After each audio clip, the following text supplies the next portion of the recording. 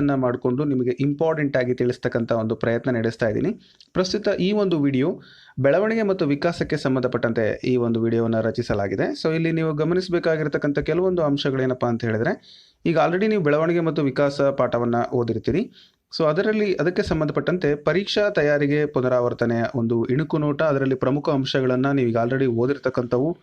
ಹಾಗೆಯೇ ನೀವು ಪುಸ್ತಕಗಳಿಂದ ಅನೇಕ ಮಾಹಿತಿಗಳನ್ನು ಓದಿರ್ತೀರಿ. ಅದರ ನಂತರ ಪ್ರಶ್ನೆಗಳನ್ನು ಉತ್ತರಿಸಲಿಕ್ಕೆ ಪ್ರಯತ್ನ ಮಾಡಿ. ಕೆಲವೊಂದು ಪ್ರಶ್ನೆಗಳನ್ನು ಕೂಡ ನಾನು ಇಲ್ಲಿ ನಿಮಗೆ ಕೇಳ್ತಾ ಹೋಗ್ತೀನಿ. ಹಾಗೆಯೇ ನೀವು ಪುನರಾವರ್ತನೆಯನ್ನು ನಿಮಗೆ ಅವಶ್ಯಕತೆ ಇದೆ ಅಂತ ಅನಿಸಿದಾಗ ಈ ವಿಡಿಯೋ ನಿಮಗೆ ಸಾಕಷ್ಟು ಸಹಾಯವನ್ನು ಮಾಡುತ್ತೆ. ಲಾಸ್ಟ್ ಮಿನಿಟ್ ಪ್ರಿಪ್ರೇಷನ್ ಅಂದರೆ ಕೊನೆ ಹಂತದ ತಯಾರಿಯಾಗಿ ನೀವು ಇದನ್ನು ನೋಡ್ಬೋದು. ಯಾಕೆಂದರೆ ಭಾಳಷ್ಟು ವಿಡಿಯೋಗಳನ್ನು ನಮ್ಮ ಚಾನಲಿಂದ ನೋಡಿದಿರಿ ಮತ್ತು ನೀವು ಕೂಡ ಅನೇಕ ಪುಸ್ತಕಗಳಲ್ಲಿ ಮತ್ತು ಕಾಂಪಿಟೇಟಿವ್ ಎಕ್ಸಾಮ್ಗೆ ಸಂಬಂಧಪಟ್ಟಂತೆ ಇರುವಂಥ ಪುಸ್ತಕಗಳಲ್ಲಿ ಓದಿರ್ತೀರ. ಆದರೂ ಕೂಡ ಒಂದು ಪ್ರಮುಖ ಅಂಶಗಳ ಒಂದು ಮೇಲೆ ಬಂದಿರತಕ್ಕಂಥ ಪ್ರಶ್ನೆಗಳನ್ನು ನಾವಿಲ್ಲಿ ನೋಡೋಣ. ಹಾಗೆಯೇ ಸಂಪೂರ್ಣ ವಿಡಿಯೋವನ್ನು ವೀಕ್ಷಿಸಿ ಮತ್ತು ಈ ಒಂದು ಕಾನ್ಸೆಪ್ಟ್ಗೆ ಸಂಬಂಧಪಟ್ಟಂತೆ ನಿಮಗೇನಾದರೂ ಇನ್ನಷ್ಟು ಪ್ರಶ್ನೆಗಳು ಬರ್ಬೋದು ಅಂತ ಅನಿಸಿದರೆ ಆ ಪ್ರಶ್ನೆಗಳನ್ನು ಕೂಡ ನನಗೆ ಕಮೆಂಟ್ ಮೂಲಕ ಕೇಳ್ಬೋದು, ಅಥವಾ ನೀವು ಕೂಡ ಇದ್ದರೆ ಖಂಡಿತ ತಿಳಿಸ್ಬೋದು. ಈಗ ಆಲ್ರೆಡಿ ನೀವು ಟೆಲಿಗ್ರಾಮಲ್ಲಿ ಸಾಕಷ್ಟು ಕ್ವಿಜ್ಗಳನ್ನು ಇದ್ರ ಬಗ್ಗೆ ಅಟೆಂಡ್ ಮಾಡಿರ್ತೀರ. ನಾನು ಅನೇಕ ಒಂದು ಕ್ವಿಜ್ಗಳಿಂದ ಮತ್ತು ಈ ಒಂದು ಇಂದಿನ ಒಂದು ಪ್ರಶ್ನೆ ಪತ್ರಿಕೆಗಳಿಂದ ಪ್ರಶ್ನೆಗಳನ್ನು ಮತ್ತು ಪ್ರಮುಖ ಅಂಶಗಳನ್ನು ನಾನು ತೊಗೊಂಬಂದಿದ್ದೀನಿ. ಇಲ್ಲಿ ನೋಡಿ. ಹಾಗಾದರೆ ಪ್ರಶ್ನೆ ಮತ್ತು ಜೊತೆಗೆ ಕಾನ್ಸೆಪ್ಟ್ ಕೂಡ ಬರ್ತಾ ಹೋಗುತ್ತೆ ನಿಮಗೆ. ಮೊದಲನೇ ಒಂದು ಪಾಯಿಂಟನ್ನು ನಾವು ರಿಮೆಂಬರ್ ಮಾಡಬೇಕಾಗಿರೋದು ಏನಪ್ಪ ಅಂತ ಹೇಳಿದ್ರೆ, ಅದು ಮಾನವನಲ್ಲಿ ಆಗ್ತಕ್ಕಂಥ ಪರಿಮಾಣಾತ್ಮಕ ಮತ್ತು ಶಾರೀರಿಕ ಬದಲಾವಣೆಗಳನ್ನು ಏನಂತ ಕರೀತಾರೆ. ನೋಡಿ, ಇಲ್ಲಿ ಪರಿಮಾಣಾತ್ಮಕ ಮತ್ತು ಶಾರೀರಿಕ ಬೆಳವಣಿಗೆಯನ್ನು ನಾವೇನಂತ ಕರಿತೀವಿ ಅಂದರೆ ಬೆಳವಣಿಗೆ ಅಂತ ಕರಿತೀವಿ. ಬಹಳ ಇಂಪಾರ್ಟೆಂಟ್ ಇದು. ಬೆಳವಣಿಗೆ ಅಂದರೆ ಏನು ಅಂದರೆ ಪರಿಮಾಣಾತ್ಮಕ ಮತ್ತು ಶಾರೀರಿಕ ಅಂದರೆ ನಾವು we can see that one, ಅದನ್ನು ನಾವು ನೋಡ್ಬೋದು ಅಂತ. ಫಾರ್ ಎಕ್ಸಾಂಪಲ್ಲು ಎತ್ತರ ಆಗ್ತಕ್ಕಂಥದ್ದು, ವಯಸ್ಸಾದಾಗ ಬೆಳೀತಾ ಹೋಗ್ತಕ್ಕಂಥದ್ದು, ಇದೆಲ್ಲ ನಮಗೆ ಗೊತ್ತಾಗುತ್ತೆ ಚಿಕ್ಕವನಿದ್ದಾಗಲಿಂದ ಹಿಡಿದು ದೊಡ್ಡವನಾಗೋವರೆಗೂ. ಹಾಗೆ ಮಾನವನಲ್ಲಾಗುವಂತಹ ಗುಣಾತ್ಮಕ ಬದಲಾವಣೆಯನ್ನು ಏನಂತ ವಿಕಾಸ ಅಂತ ಕರೀತಾರೆ. ಏನಂತ ಕರೀತಾರೆ? ವಿಕಾಸ. ಇದು ಪರಿಮಾಣಾತ್ಮಕ, ಇದು ಗುಣಾತ್ಮಕ ಬದಲಾವಣೆ. ಸೊ ನಾವಿಲ್ಲಿ ಬೆಳವಣಿಗೆಯನ್ನು ನೋಡ್ಬೋದು, ಆದರೆ ವಿಕಾಸವನ್ನು ನೋಡಲಿಕ್ಕಾಗಲ್ಲ. ಅದು ಒಂದು ಗುಣಾತ್ಮಕ ಬದಲಾವಣೆ ಅಂತ ನಾವು ಹೇಳ್ಬೋದು. ಹಾಗೆಯೇ ವ್ಯಕ್ತಿಯಲ್ಲಾಗ್ತಕ್ಕಂತಹ ವಿಕಾಸಾತ್ಮಕ ಕಾರ್ಯಗಳು ಈ ಕೆಳಗಿನ ಕಾರಣದಿಂದಾಗಿ ಉಂಟಾಗ್ತವೆ ಅಂತೇಳಿ. ಯಾವ ಕಾರಣ ಇರ್ಬೋದು? ಸಾಮಾಜಿಕ ನಿರೀಕ್ಷೆಗಳು, ದೈಹಿಕ ಪರಿಪಕ್ವತೆ ಮತ್ತು ವೈಯಕ್ತಿಕ ಆಕಾಂಕ್ಷೆಗಳು ಮೇಲಿನ ಎಲ್ಲವೂ ಅಂತ ಇದೆ. ವ್ಯಕ್ತಿಯಲ್ಲಾಗುವಂಥ ವಿಕಾಸಾತ್ಮಕ ಕಾರ್ಯಗಳು ಯಾವುದರಿಂದ ಆಗ್ತವೆ ಅಂತಕ್ಕಂಥದ್ದು. ಸೊ ಇದಕ್ಕೆ ನೀವು ಉತ್ತರ ಕೊಡುವಂಥ ಒಂದು ಪ್ರಯತ್ನವನ್ನು ಮಾಡಿ. ವಿಕಾಸಾತ್ಮಕ ಕಾರ್ಯಗಳು ಪ್ರಮುಖವಾಗಿ ಆಗ್ತಕ್ಕಂಥದ್ದು ಯಾವುದರಿಂದಪ್ಪ ಅಂತ ಹೇಳಿದ್ರೆ, ನೆನ್ಪಿಟ್ಕೊಳ್ಳಿ, ದೈಹಿಕ ಪರಿಪಕ್ವತೆಯಿಂದ. ಸೊ ವ್ಯಕ್ತಿಯಲ್ಲಾಗ್ತಕ್ಕಂಥ ವಿಕಾಸಾತ್ಮಕ ಕಾರ್ಯಗಳು ಉದಯ ಆಗ್ತಕ್ಕಂಥದ್ದು ದೈಹಿಕ ಪರಿಪಕ್ವತೆಯಿಂದ. ಅಂದರೆ ಪರಿಪಕ್ವತೆ ಅನ್ನೋದು ಬಹಳ ಇಂಪಾರ್ಟೆಂಟ್ ಅಂತ ನಿಮಗೆ ಗೊತ್ತಿರಲಿ. ಹಾಗೆಯೇ ವಿಕಾಸದ ಬದಲಾವಣೆಗಳು ಕಂಡುಬರಲಿಕ್ಕೆ ಪ್ರಮುಖವಾದ ಕಾರಣ ಏನಪ್ಪ ಅಂದರೆ, ಎರಡು ಪ್ರಮುಖವಾದ ಕಾರಣಗಳನ್ನು ನೋಡ್ಬೋದು. ಒಂದು ಅನುವಂಶೀಯತೆ, ಇನ್ನೊಂದು ಪರಿಸರಗಳ ಅಂತರ್ಕ್ರಿಯೆ. ಈ ಒಂದು ಅನುವಂಶೀಯತೆ ಮತ್ತು ಪರಿಸರಗಳ ಅಂತರ್ಕ್ರಿಯೆಯಿಂದ ವಿಕಾಸದ ಬದಲಾವಣೆಗಳು ಕಂಡುಬರಲಿಕ್ಕೆ ಕಾರಣ ಆಗತ್ತೆ. ಅಂದರೆ ಪರೀಕ್ಷೆಯಲ್ಲಿ ನಿಮಗೆ ಅನುವಂಶೀಯತೆ, ಒಂದ್ಸರಿ ಪರಿಸರ, ಅಥವಾ ಅನುವಂಶೀಯತೆ ಮತ್ತು ಪರಿಸರಗಳ ಅಂತರ್ಕ್ರಿಯೆ ಈ ರೀತಿ ಕೇಳ್ತಾರೆ. ಸೊ ಆಗ ನೀವು ಅದನ್ನು ಬರಿಬೇಕಾಗತ್ತೆ. ಇನ್ನು ಪರಿಪಕ್ವನ ಮತ್ತು ಕಲಿಕೆಗಳು ಈ ಕೆಳಗಿನ ಯಾವ ಪ್ರಕ್ರಿಯೆಯಲ್ಲಿ ನೆರವಾಗುತ್ತವೆ? ಸೊ ಏನಕ್ಕೋಸ್ಕರ ನೆರವಾಗ್ತವೆ ಅಂತ. ಪರಿಪಕ್ವನ ಮತ್ತು ಕಲಿಕೆಗಳು ಏನಕ್ಕೋಸ್ಕರ ನೆರವಾಗ್ತವೆ? ಬೆಳವಣಿಗೆಗೆ, ಗತಿಶೀಲ ಒಂದು ಕಾರ್ಯಗಳು ಮತ್ತು ವಿಕಾಸದ ಬದಲಾವಣೆಗಳು ಮೇಲಿನ ಎಲ್ಲವೂ ಅಂತ ಇದೆ. ಸೊ ಈ ಎಲ್ಲ ಕಾರ್ಯಗಳಿಗೂ ಕೂಡ ಏನಾಗ್ತವೆ ಅಂದರೆ ಪರಿಪಕ್ವನ ಮತ್ತು ಕಲಿಕೆಗಳು ಕಾರಣ ಆಗ್ತವೆ. ಹಾಗೆ ವಿಕಾಸ ಅಂತಕ್ಕಂಥದ್ದು ಏನು ಅಂತ ಪ್ರಶ್ನೆ ಕೇಳಿದರೆ ಅದಕ್ಕೆ ನೀವು ಹೇಳ್ಬೋದು, ವಿಕಾಸ ಅಂತಕ್ಕಂಥದ್ದು ನಿರಂತರವಾಗಿ ನಡೆಯುವಂಥ ಒಂದು ಪ್ರಕ್ರಿಯೆ. ಹಾಗಾದರೆ ವಿಕಾಸವು ನಡೆಯುವುದು ವ್ಯಕ್ತಿತ್ವ ಮತ್ತು ಇದರ ಅಂತರ್ಕ್ರಿಯೆಯಿಂದ ಅಂತ ಕೇಳ್ತಾರೆ. ನಾನು ಆಗಲೇ ಹೇಳಿದೆ, ವಿಕಾಸ ಅಂತಕ್ಕಂಥದ್ದು ಅದು ವ್ಯಕ್ತಿತ್ವ ಮತ್ತು ಪರಿಸರದ ಅಂತರ್ಕ್ರಿಯೆಯಿಂದ. ಹಾಗೆ ವಿಕಾಸವನ್ನು ನಾವು ಈ ರೀತಿ ಕರಿತೀವಿ. ವಿಕಾಸವು ಶಿರದ ಭಾಗದಿಂದ ಆರಂಭವಾಗಿ ಕಾಲುಗಳ ಕಡೆಗೆ ಹರಿಯುತ್ತದೆ. ಇದನ್ನು ಈ ರೀತಿ ಹೇಳ್ತೀವಿ. ಯಾವ ವಿಕಾಸ ಅಂತ ನಾವು ಕೇಳ್ತೀವಿ, ಇದನ್ನು ಯಾವ ಒಂದು ವಿನ್ಯಾಸ ಅಂತ ಕರಿತೀವಿ. ಇದಕ್ಕೆ ಸರಿಯಾದ ಉತ್ತರ ಏನಪ್ಪ ಅಂತಂದರೆ ಶಿರಾಪಾದಾಭಿಮುಖ ವಿನ್ಯಾಸ. ಸೊ ಇದು ಒಂದು ಯಾವ ರೀತಿ ವಿಕಾಸ ಇರುತ್ತೆ ಅಂತಕ್ಕಂಥದ್ದು. ವಿಕಾಸದ ಸಾರ್ವತ್ರಿಕ ತತ್ವಗಳು ನೀವು ಕೇಳಿರ್ಬೋದು. ಸಾಕಷ್ಟು ತತ್ವಗಳನ್ನು ನಾವಿಲ್ಲಿ ಅಬ್ಸರ್ವ್ ಮಾಡಿದ್ದೀವಿ. ವಿಕಾಸವು ಒಂದು ಪ್ರಗತಿ ಮತ್ತು ವಿಗತಿ ಎರಡನ್ನ ಹೊಂದಿರುತ್ತೆ. ಆ ಪಾಯಿಂಟನ್ನು ಕೇಳಿದ್ದೀವಿ. ಹಾಗೆ ಅನುವಂಶೀಯತೆ ಮತ್ತು ಪರಿಸರಗಳ ಅನ್ಯೋನ್ಯ ಕ್ರಿಯೆ ಅಂತ ಕೂಡ ನಾವು ನೋಡಿದ್ದೀವಿ. ಹಾಗೆ ವಿಕಾಸವು ಒಂದು ಕ್ರಮಬದ್ಧವಾದ ವಿನ್ಯಾಸ ಅಂತ ಹೇಳಿದ್ದೀವಿ. ಸೊ ಅದರಲ್ಲಿ ಶಿರಪಾದಾಭಿಮುಖ ವಿನ್ಯಾಸ ಇರುತ್ತೆ. ಇನ್ನು ಮುಂದಿನ ಒಂದು ಕಾನ್ಸೆಪ್ಟ್ಗಳನ್ನು ಪ್ರಶ್ನೆ ಮುಖಾಂತರನೇ ನಾನು ನಿಮಗೆ ಕೇಳ್ತಾ ಹೋಗ್ತೇನೆ. ವಿಕಾಸವು ದೇಹದ ಕೇಂದ್ರದಿಂದ ಆಚೆ ನಡಿಗೆ, ಅಂದರೆ ಕೇಂದ್ರದಿಂದ ಪ್ರಾರಂಭವಾಗಿ ಆಚೆ ಏನಾಗುತ್ತೆ, ಹರಿಯುತ್ತಾ ಹೋಗುತ್ತೆ. ಇದು ಯಾವ ಒಂದು ಸಿದ್ಧಾಂತವನ್ನು, ಯಾವ ರೀತಿಯ ವಿಕಾಸವನ್ನು ತಿಳಿಸುತ್ತೆ ಅಂದರೆ ಕೇಂದ್ರ ಪರಿಧಿ ಮುಖ ವಿನ್ಯಾಸ ಅಥವಾ ವಿಕಾಸ ವಿನ್ಯಾಸ ಅಂತ ನಾವು ಕರಿತೀವಿ. ಕೇಂದ್ರ ಪರಿಧಿ ಮುಖ ವಿನ್ಯಾಸ ಅಂದರೆ ವಿಕಾಸ ಏನಾಗುತ್ತೆ, ದೇಹದ ಕೇಂದ್ರ ಭಾಗದಿಂದ ಪ್ರಾರಂಭಿಸಿ ಪರಿಧಿ ಕಡೆಗೆ ಸಾಗುತ್ತೆ. ಅಂದರೆ ಮಗು ಮೊದಲು ಭುಜ ಮತ್ತು ಕೈಗಳನ್ನು ಬಳಸುತ್ತಾನೆ, ನಂತರ ತನ್ನ ಮಣಿಕಟ್ಟು ಹಾಗೂ ಬೆರಳುಗಳನ್ನು ಬಳಸ್ತಾನೆ ಅಂತಕ್ಕಂಥದ್ದು ಇದು ವಿಕಾಸಕ್ಕೆ ಸಂಬಂಧಪಡುತ್ತೆ. ಹಾಗೆ ಚಲನೆಯ ವಿನ್ಯಾಸ, ವಿಕಾಸ ನಿರಂತರವಾದದ್ದು, ವಿಕಾಸ ಅಂತಕ್ಕಂಥದ್ದು ಮತ್ತು ಇಲ್ಲಿ ಯಾವ ರೀತಿಯಾದ ಒಂದು ಗುಣಲಕ್ಷಣಗಳನ್ನು ಒಳಗೊಂಡಿರುತ್ತೆ ಅಂತಕ್ಕಂಥದ್ದು ಇದರೆಲ್ಲವೂ ಕೂಡ ನೀವು ನೋಡ್ಬೋದು. ಮುಂದಿನ ಒಂದು ಕಾನ್ಸೆಪ್ಟ್ಗಳಲ್ಲಿ ನಾನು ನಿಮಗೆ ಅವುಗಳ ಮೇಲೆ ಬಂದಿರತಕ್ಕಂಥ ಪ್ರಮುಖ ಅಂಶಗಳನ್ನು ತಿಳಿಸುವಂಥ ಪ್ರಯತ್ನ ಮಾಡ್ತಾ ಹೋಗ್ತೀನಿ.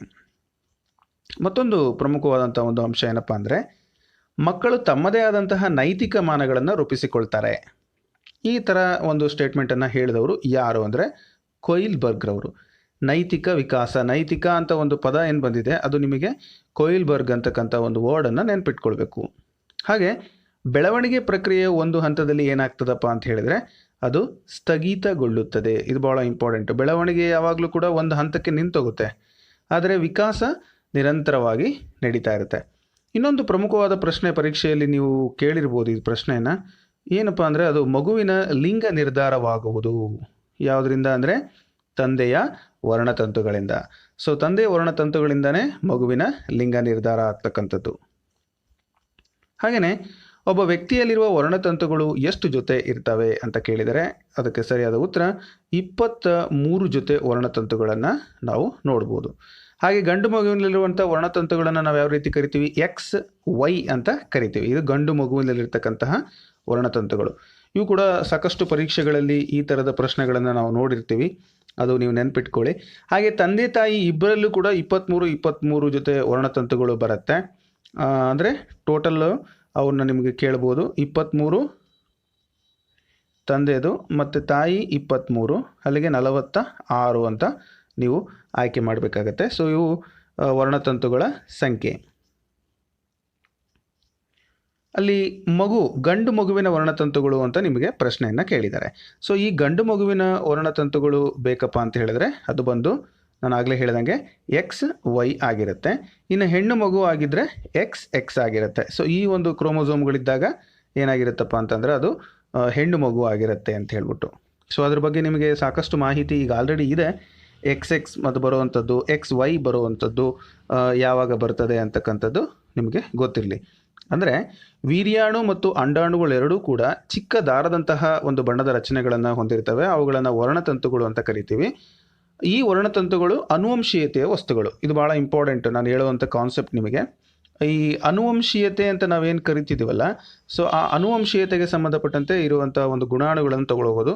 ಮಾನವನ ಝೈಗೋಟ್ನಲ್ಲಿ 23 ಜೊತೆ ವರ್ಣತಂತುಗಳಿರ್ತವೆ. ಅದರಲ್ಲಿ 22 ಸಾಮಾನ್ಯ ವರ್ಣತಂತುಗಳು, 1 ಜೊತೆ ಮಾತ್ರ ಲಿಂಗವನ್ನು ನಿರ್ಧಾರ ಮಾಡ್ತಕ್ಕಂಥವು ಇರ್ತವೆ. ಟೋಟಲ್ 23. ತಂದೆಯಿಂದ 23, ತಾಯಿಯಿಂದ 23 ಬರುತ್ತೆ. ಒಟ್ಟು ಬಂದು 46 ಆಗಿರ್ತದೆ ಅಂತ ನಿಮಗೆ ಗೊತ್ತಿರಲಿ. ಅದರಲ್ಲಿ ಹೆಣ್ಣಾದರೆ ಅಂದರೆ XX ಬರುತ್ತೆ, ಗಂಡಿನಲ್ಲಿ XY ಬರುತ್ತೆ. ಸೊ ಅಷ್ಟೇ ನಿಮ್ಗೆ ಬೇಕಾಗಿರುವಂಥ ಒಂದು ಡಿಫ್ರೆನ್ಸ್. ಸೊ ಇದು ನೆನ್ಪಿಟ್ಕೊಳ್ಳಿ. ಅದು ತಂದೆಯ ಒಂದು ವರ್ಣತಂತುಗಳಿಂದನೇ ಗಂಡು ಮಗು ಅಥವಾ ಹೆಣ್ಣು ಮಗು ಅಂತಕ್ಕಂಥ ನಿರ್ಧಾರ ಆಗ್ತಕ್ಕಂಥದ್ದು. ಹಾಗಾದರೆ ಈ ಯುಗ್ಮಕೋಶ ಅಂದರೆ ಏನು, ಅದ್ರ ಬಗ್ಗೆ ನಾವು ನೋಡೋಣ. ಫಲಿತಗೊಂಡ ಅಂಡಾಣುವನ್ನು, ಅಂದರೆ ಅಂಡಾಣು ಏನಿರ್ತದೆ, ಈ ಒಂದು ಅಂದರೆ ತಾಯಿ ತನ್ನ ಗರ್ಭದಲ್ಲಿ ಇರುವಂಥ ಒಂದು ಅಂಡಾಣುಗೆ ಗಂಡು ಲಿಂಗಾಣುಗಳು ಹೋಗಿ ಅಲ್ಲಿ ಸಮಾಗಮಗೊಂಡಾಗ ಫಲಿತಗೊಳ್ಳುತ್ತೆ. ಆ ಒಂದು ಏನಂತ ಫಲಿತಗೊಂಡಂತಹ ಅಂಡಾಣು ಏನಿದೆ ಅಂತಹ ಅಂಡಾಣುವನ್ನು ಯುಗ್ಮಕೋಶ ಅಂತೇಳಿ ಕರಿತೀವಿ. ಇನ್ನು ಮಗು ತನ್ನ ತಂದೆ ತಾಯಿಯಿಂದ ಪಡೆದುಕೊಳ್ಳುವಂಥ ವರ್ಣತಂತುಗಳ ಸಂಖ್ಯೆ ನಾನು ಆಗಲೇ ನಿಮಗೆ ಹೇಳಿದೆ. ಅದನ್ನು ಕಾನ್ಸೆಪ್ಟು ಎಷ್ಟು ಅಂತ ಹೇಳಿದ್ರೆ 46. ಗುಣಾಣುಗಳು ಮಾಡಲ್ಪಟ್ಟಿರುವಂಥ ವಸ್ತು. ಈ ಗುಣಾಣುಗಳು ಅಂತ ನಾನು ಪದ ಬಳಸ್ತೆ. ಅಂದರೆ ಪ್ರತಿಯೊಂದು ವರ್ಣತಂತುವಿನಲ್ಲೂ ಕೂಡ ಏನಿರುತ್ತೆ, ಸಾವಿರಾರು ಗುಣಾಣುಗಳಿರ್ತವೆ. ಅಂದರೆ ಅತಿ ಸೂಕ್ಷ್ಮ ರಾಸಾಯನಿಕ ದ್ರವ್ಯಗಳಿರ್ತವೆ. ಇವುಗಳನ್ನು ಅನುವಂಶೀಯತೆಯ ಮೂಲ ಘಟಕಗಳು ಅಂತ ಕರೀತಾರೆ. ಸೊ ಹಾಗಾದರೆ ಅವು ಯಾವುದರಿಂದ ಮಾಡಲ್ಪಟ್ಟಿದ್ದಾವೆ ಅಂತ ಕೇಳಿದರೆ ಡಿಆಕ್ಸಿ ರೈಬೋಸ್ ನ್ಯೂಕ್ಲಿಕ್ ಆ್ಯಸಿಡ್ ಅಂದರೆ DNA ಇಂದ ಅವು ಮಾಡಲ್ಪಟ್ಟಿದ್ದಾವೆ. ಅಂದರೆ ನೆನ್ಪಿಟ್ಕೊಳ್ಳಿ, ಪ್ರತಿಯೊಂದು ವರ್ಣತಂತುವಿನಲ್ಲಿ ಸುಮಾರು ಎಷ್ಟು ಗುಣಾಣುಗಳು ಇರ್ತವೆ ಅಂತ ನಿಮಗೇನಾದರೂ ಪ್ರಶ್ನೆ ಕೇಳಿದರೆ 3000 ವರ್ಣತಂತುಗಳು ಇರ್ತವೆ. ಅಂದರೆ ಒಂದೊಂದು ಗುಣಾಣುವಿನಲ್ಲಿ ಒಂದೊಂದು ವರ್ಣತಂತುವಿನಲ್ಲಿ 3000 ಗುಣಾಣುಗಳು ಇರ್ತವೆ ಅಂದಾಜು, ಅದಕ್ಕಿಂತ ಜಾಸ್ತಿ ಕೂಡ ಇರ್ಬೋದು. ಹಾಗೆಯೇ ಗುಣಾಣುಗಳು ಯಾವಾಗಲೂ ಕೂಡ ಜೋಡಿಯಾಗಿ ಕಾರ್ಯನಿರ್ವಹಿಸುತ್ತವೆ. ಈ ಪ್ರಶ್ನೆ ಕೂಡ ನಿಮಗೆ ಪರೀಕ್ಷೆಯಲ್ಲಿ ಬರ್ಬೋದು. ಗುಣಾಣುಗಳು ಯಾವಾಗಲೂ ಯಾವ ರೀತಿಯಾಗಿ ಅಂದರೆ ಜೋಡಿಯಾಗಿ ಕಾರ್ಯವನ್ನು ನಿರ್ವಹಿಸ್ತವೆ. ಒಂದು ಲಕ್ಷಣಕ್ಕೆ ಸಂಬಂಧಿಸಿದಂತೆ ಒಂದು ಗುಣಾಣು ತಂದೆಯಿಂದ ಮತ್ತೊಂದು ತಾಯಿಯಿಂದ ಬಂದಿರುತ್ತೆ. ಎರಡು ಗುಣಾಣುಗಳು ಸಮರೂಪಿಗಳಾಗಿದ್ದಲ್ಲಿ ನಿರ್ದಿಷ್ಟ ಗುಣ ವ್ಯಕ್ತವಾಗುತ್ತದೆ. ಅಂದರೆ ಕಣ್ಣಿನ ಬಣ್ಣ ನಿರ್ಧಾರವಾಗುವುದು ಒಂದು ಜೊತೆ ಗುಣಾಣುವಿನಲ್ಲಿ. ಅಂದರೆ ಕೆಲವರು ನೀಲಿ ಕಣ್ಣಿರ್ತದೆ, ನೀಲಿ ಕಣ್ಣಿನ ಸುಂದರಿ ಅಂತ ನೀವು ಕೇಳಿರ್ಬೋದು. ಕಂದು ಬಣ್ಣದ ಕಣ್ಣುಗಳು ಅಥವಾ ಈ ರೀತಿ ಇರುವಂಥ ಗುಣಾಣುಗಳನ್ನು ನಾವು ಅನೇಕ ಲಕ್ಷಣಗಳನ್ನು ನೋಡ್ಬೋದು. ಅಂದರೆ ತಂದೆ ತಾಯಿ ಕೂದಲು ಬಣ್ಣ ಕೆಂಗೂದಲು ಇದ್ದರೆ ಮಕ್ಕಳಿಗೂ ಕೂಡ ಕೂದಲು ಬಣ್ಣ ಅದೇ ರೀತಿ ಆಗ್ತಕ್ಕಂಥದ್ದು. ಸೊ ಈ ಥರ ಒಂದು ಗುಣಾಣುಗಳು ಕೂಡ ಏನಾಗುತ್ತೆ, ಸಂದರ್ಭಕ್ಕೆ ತಕ್ಕಂತೆ ಅಲ್ಲಿ ಬದಲಾಗ್ತಕ್ಕಂಥದ್ದನ್ನು ನಾವು ಗಮನಿಸ್ತೀವಿ. ಹಾಗೆಯೇ ನಿಮಗೆ ಅವಳಿ ಜವಳಿ ಅದು ಹೇಗೆ ಉದಯಿಸುತ್ತೆ ಅವೆಲ್ಲವೂ ಕೂಡ ಬರ್ತವೆ. ಅವನ್ನ ನಾನು ಮುಂದಿನ ಪ್ರಶ್ನೆಗಳಲ್ಲಿ ಡಿಸ್ಕಷನ್ ಮಾಡ್ತಾ ಹೋಗ್ತೀನಿ. ಈಗ ಅದೇ ಪ್ರಶ್ನೆ ನಿಮ್ಮ ಮುಂದೆ ಬಂದಿದೆ. ಈಗ ಎರಡು ವಿಭಿನ್ನ ಯುಗ್ಮಕೋಶಗಳಿಂದ ಸಮರೂಪ ಅವಳಿಗಳ ಬೆಳವಣಿಗೆ ಆಗುತ್ತೆ. ಅಂದರೆ ಸಮರೂಪ ಅವಳಿಗಳು ಬರಬೇಕಂದ್ರೆ ಯುಗ್ಮಕೋಶಗಳು 2 ಸಪರೇಟ್ ಆಗ್ತವೆ. ಇಂತಹ ಸಂದರ್ಭದಲ್ಲಿ 2 ಮತ್ತು 3 ಅದಕ್ಕಿಂತ ಹೆಚ್ಚಿನ ಒಂದು ಮಕ್ಕಳ ಜನನಕ್ಕೆ ಕಾರಣವಾಗಬಹುದು ಅಂತ ಇದೆ. ಆದರೆ ಅದು ಕೆಲವೊಂದು ಸಾರಿ ಆಗುತ್ತೆ, ಕೆಲವೊಂದು ಸಾರಿ ಆಗೋದಿಲ್ಲ. ಅದರಲ್ಲಿ ಬೇರೆ ಬೇರೆ ರೀತಿ ಸಯಾಮಿ ಅವಳಿಗಳು ಅದೆಲ್ಲ ನಿಮಗೆ ಬರುತ್ತೆ. ಬಟ್ ಇದನ್ನು ನೆನಪಿಟ್ಕೊಳ್ಳಿ, ಸಮರೂಪ ಅವಳಿಗಳು ಬರುವಂಥದ್ದು 2 ವಿಭಿನ್ನ ಯುಗ್ಮಕೋಶಗಳಿಂದ. ಓಕೆ. ಇನ್ನು ವಂಶವಾಹಿ ಗುಣಲಕ್ಷಣಗಳನ್ನು ಪೀಳಿಗೆಯಿಂದ ಪೀಳಿಗೆಗೆ ಕೊಂಡೊಯ್ಯುವರು ಯಾರಪ್ಪ ಅಂದರೆ ಗುಣಾಣುಗಳು. ವಂಶವಾಹಿಗಳು ಏನು ಮಾಡ್ತಾವಪ್ಪ ಅಂತಂದರೆ ಗುಣಾಣುಗಳನ್ನು ಗುಣಲಕ್ಷಣಗಳನ್ನು ಪೀಳಿಗೆಯಿಂದ ಪೀಳಿಗೆಗೆ ಕೊಂಡೊಯ್ತವೆ. ಯಾರು ಪೀಳಿಗೆಯಿಂದ ಪೀಳಿಗೆಗೆ ಒಂದು ಗುಣಲಕ್ಷಣಗಳನ್ನು ತಗೊಂಡು ಹೋಗ್ತಾರೆ ಅಂದರೆ ವಂಶವಾಹಿಗಳು. ಪ್ರಬಲ ಮತ್ತು ದುರ್ಬಲ ತತ್ವ ಸಿದ್ಧಾಂತವನ್ನು ಆವಿಷ್ಕರಿಸಿದವರು ಯಾರಪ್ಪ ಅಂತ ಹೇಳಿದರೆ ಅದು ಗ್ರಿಗರ್ ಮೆಂಡೆಲ್ ರವರು. ಸೊ ಇವರು ಪ್ರಬಲ ಮತ್ತು ದುರ್ಬಲ ತತ್ವ ಅಂಥೇಳಿ ವಿಕಾಸಕ್ಕೆ ಸಂಬಂಧಪಟ್ಟಂತೆ ಒಂದು ತತ್ವವನ್ನು ತಿಳಿಸ್ಕೊಡ್ತಾರೆ. ಅವರು ಯಾರಪ್ಪ ಅಂದರೆ ಗ್ರಿಗರ್ ಮೆಂಡೆಲ್. ಇನ್ನು ಸಾಮಾಜಿಕ ಕಲಿಕಾ ಸಿದ್ಧಾಂತವನ್ನು ರೂಪಿಸಿದವರು ಯಾರು ಅಂದರೆ ಎರಿಕ್ಸನ್ ರವರು. ಸೊ ಇವರು ಸಾಮಾಜಿಕ ಕಲಿಕಾ ಸಿದ್ಧಾಂತವನ್ನು ನಿರೂಪಿಸ್ತಾರೆ. ಇನ್ನು ಸಾಮಾಜಿಕ ಕಲಿಕಾ ಸಿದ್ಧಾಂತವನ್ನು ರಚಿಸ್ತಾರೆ ಯಾವ ಆಧಾರದ ಮೇಲೆ ಅಂತ ಹೇಳಿದರೆ ವ್ಯಕ್ತಿ ಸಮಾಜದೊಂದಿಗೆ ಹೇಗೆ ವರ್ತಿಸ್ತಾನೆ, ಪರಿಸರ ಮತ್ತು ವ್ಯಕ್ತಿಯ ನಡುವೆ ಸಂಬಂಧ, ಹಾಗೆ ಮನೋಸಾಮಾಜಿಕ ಸಂಘರ್ಷಗಳು. ಸೊ ಇವುಗಳ ಆಧಾರದ ಮೇಲೆ ಸಾಮಾಜಿಕ ಕಲಿಕಾ ಸಿದ್ಧಾಂತವನ್ನು ಎರಿಕ್ಸನ್ ರವರು ಏನು ಮಾಡಿರ್ತಾರಪ್ಪ ಅಂತ ಹೇಳಿದ್ರೆ ರೂಪಿಸ್ತಾರೆ.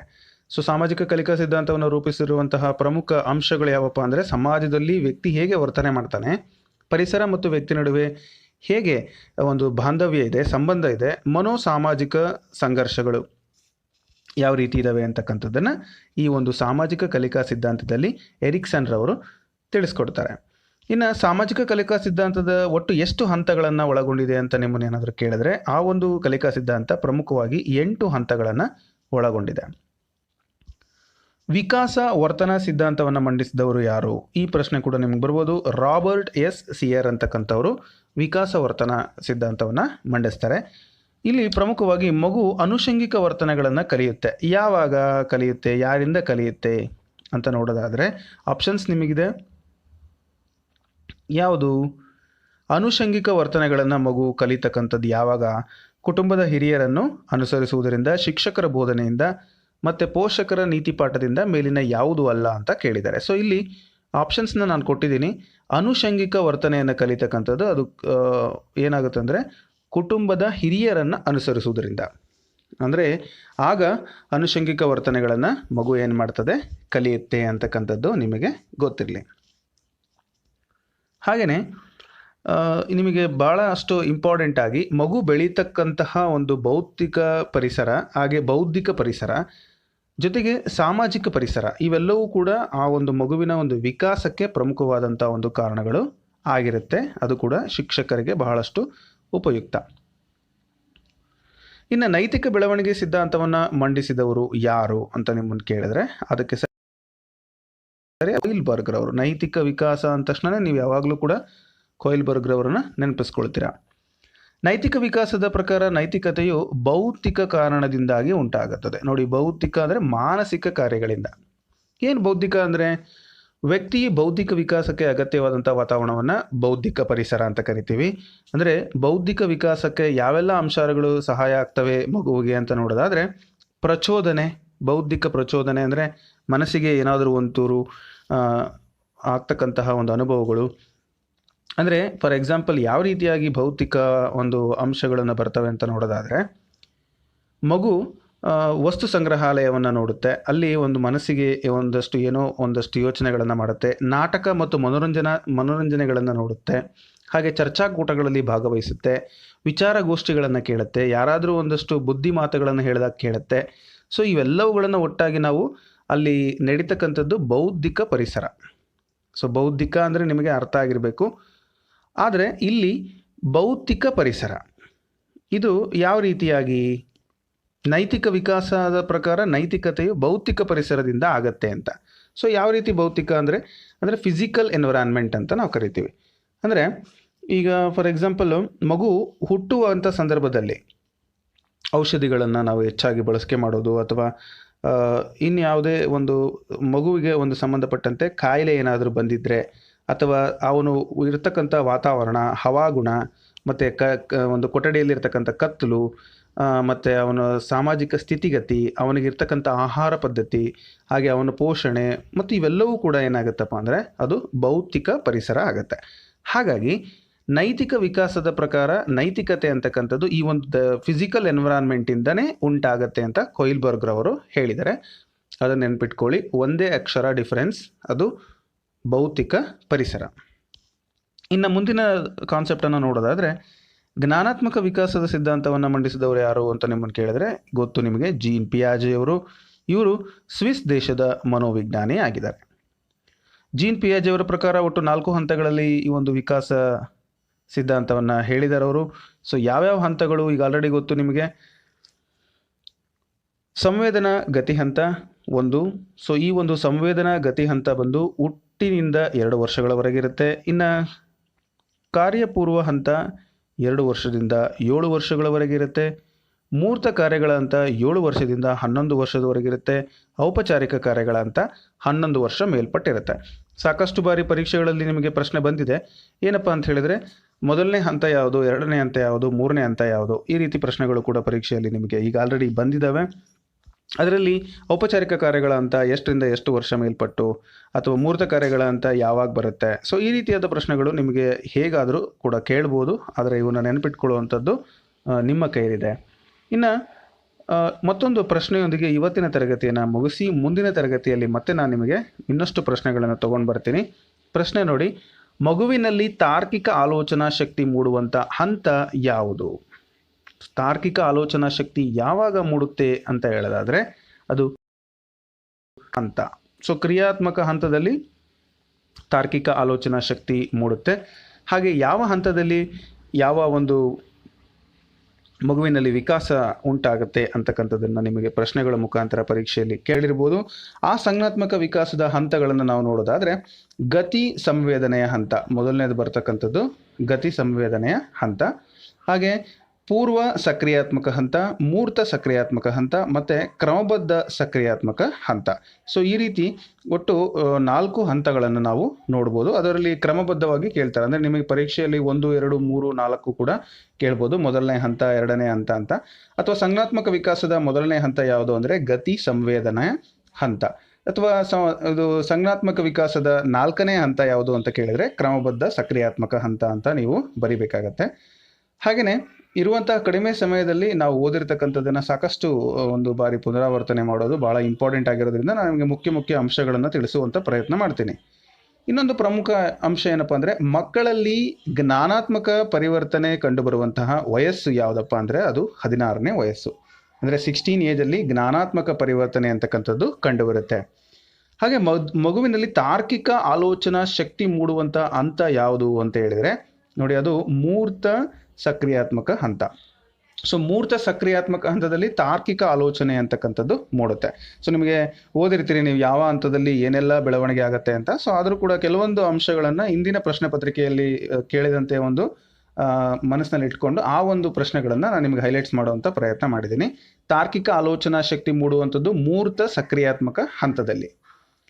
ಇನ್ನು ಜೀನ್ ಪಿಯಾಜೆ ಅವರ ಪ್ರಕಾರ ನೀವು ನೋಡಿದ್ರಿ, ಜ್ಞಾನಾತ್ಮಕ ವಿಕಾಸದಲ್ಲಿ ಮೊದಲು ಕಾಣಿಸಿಕೊಳ್ಳುವುದು ಏನು ಅಂತ ಕೇಳಿದರೆ, ಸೊ ಇದು ಸಾಕಷ್ಟು ಪ್ರಶ್ನೆ ಪತ್ರಿಕೆಗಳಲ್ಲಿ ಬಂದಿದೆ, ಸ್ಕೀಮಾ ಅಂತ ಹೇಳ್ಬಿಟ್ಟು. ಸೊ ಸ್ಕೀಮಾ ಬಗ್ಗೆ ನೀವು ಸಾಕಷ್ಟು ಬಾರಿ ಕೇಳಿದಿರಿ, ಇದ್ರ ಬಗ್ಗೆ ನಾನು ಕೂಡ ವಿಡಿಯೋಗಳನ್ನು ಮಾಡಿದ್ದೀನಿ. ಅಂದರೆ ಜೀನ್ ಪಿಯಾಜೆ ಅವರ ಪ್ರಕಾರ ಒಂದು ಜ್ಞಾನಾತ್ಮಕ ವಿಕಾಸದಲ್ಲಿ ಮೊದಲು ಕಾಣಿಸಿಕೊಳ್ಳುವಂಥ ಒಂದು ಅಂಶ ಯಾವುದಪ್ಪ ಅಂದರೆ ಅದು ಸ್ಕೀಮಾ. ಹಾಗೆ ಪ್ರತಿಯೊಂದು ವಸ್ತುವಿಗೂ ತನ್ನದೇ ಆದ ಅಸ್ತಿತ್ವವಿದೆ ಎಂಬ ಪರಿಕಲ್ಪನೆಯು ಜ್ಞಾನಾತ್ಮಕ ವಿಕಾಸದ ಪ್ರಕಾರ ಯಾವ ಹಂತದಲ್ಲಿ ಮೂಡುತ್ತೆ ಅಂತ ನೋಡೋದಾದರೆ ಅದು ಜ್ಞಾನಾತ್ಮಕ ವಿಕಾಸದಲ್ಲಿ ಸಂವೇದನಾ ಗತಿ ಹಂತದಲ್ಲಿ ಮೂಡುತ್ತೆ. ಅಂದರೆ ಪ್ರತಿಯೊಂದು ವಸ್ತುವಿಗೂ ತನ್ನದೇ ಆದ ಅಸ್ತಿತ್ವ ಇದೆ, ಆ ರೀತಿಯಾದ ಪರಿಕಲ್ಪನೆ ಜ್ಞಾನಾತ್ಮಕ ವಿಕಾಸದ ಪ್ರಕಾರ ಸಂವೇದನಾ ಗತಿ ಹಂತದಲ್ಲಿ ಮೂಡುತ್ತೆ ಅಂತಕ್ಕಂಥದ್ದು. ಹಾಗೆಯೇ ಸಿಗ್ಮಂಡ್ ಫ್ರಾಯ್ಡ್ ಮನೋವಿಜ್ಞಾನದ ಒಂದು ವಿಭಾಗದಲ್ಲಿ ಮನೋವಿಶ್ಲೇಷಣಾ ಹಂತವನ್ನು ಪ್ರತಿಪಾದನೆಯನ್ನು ಮಾಡ್ತಾರೆ.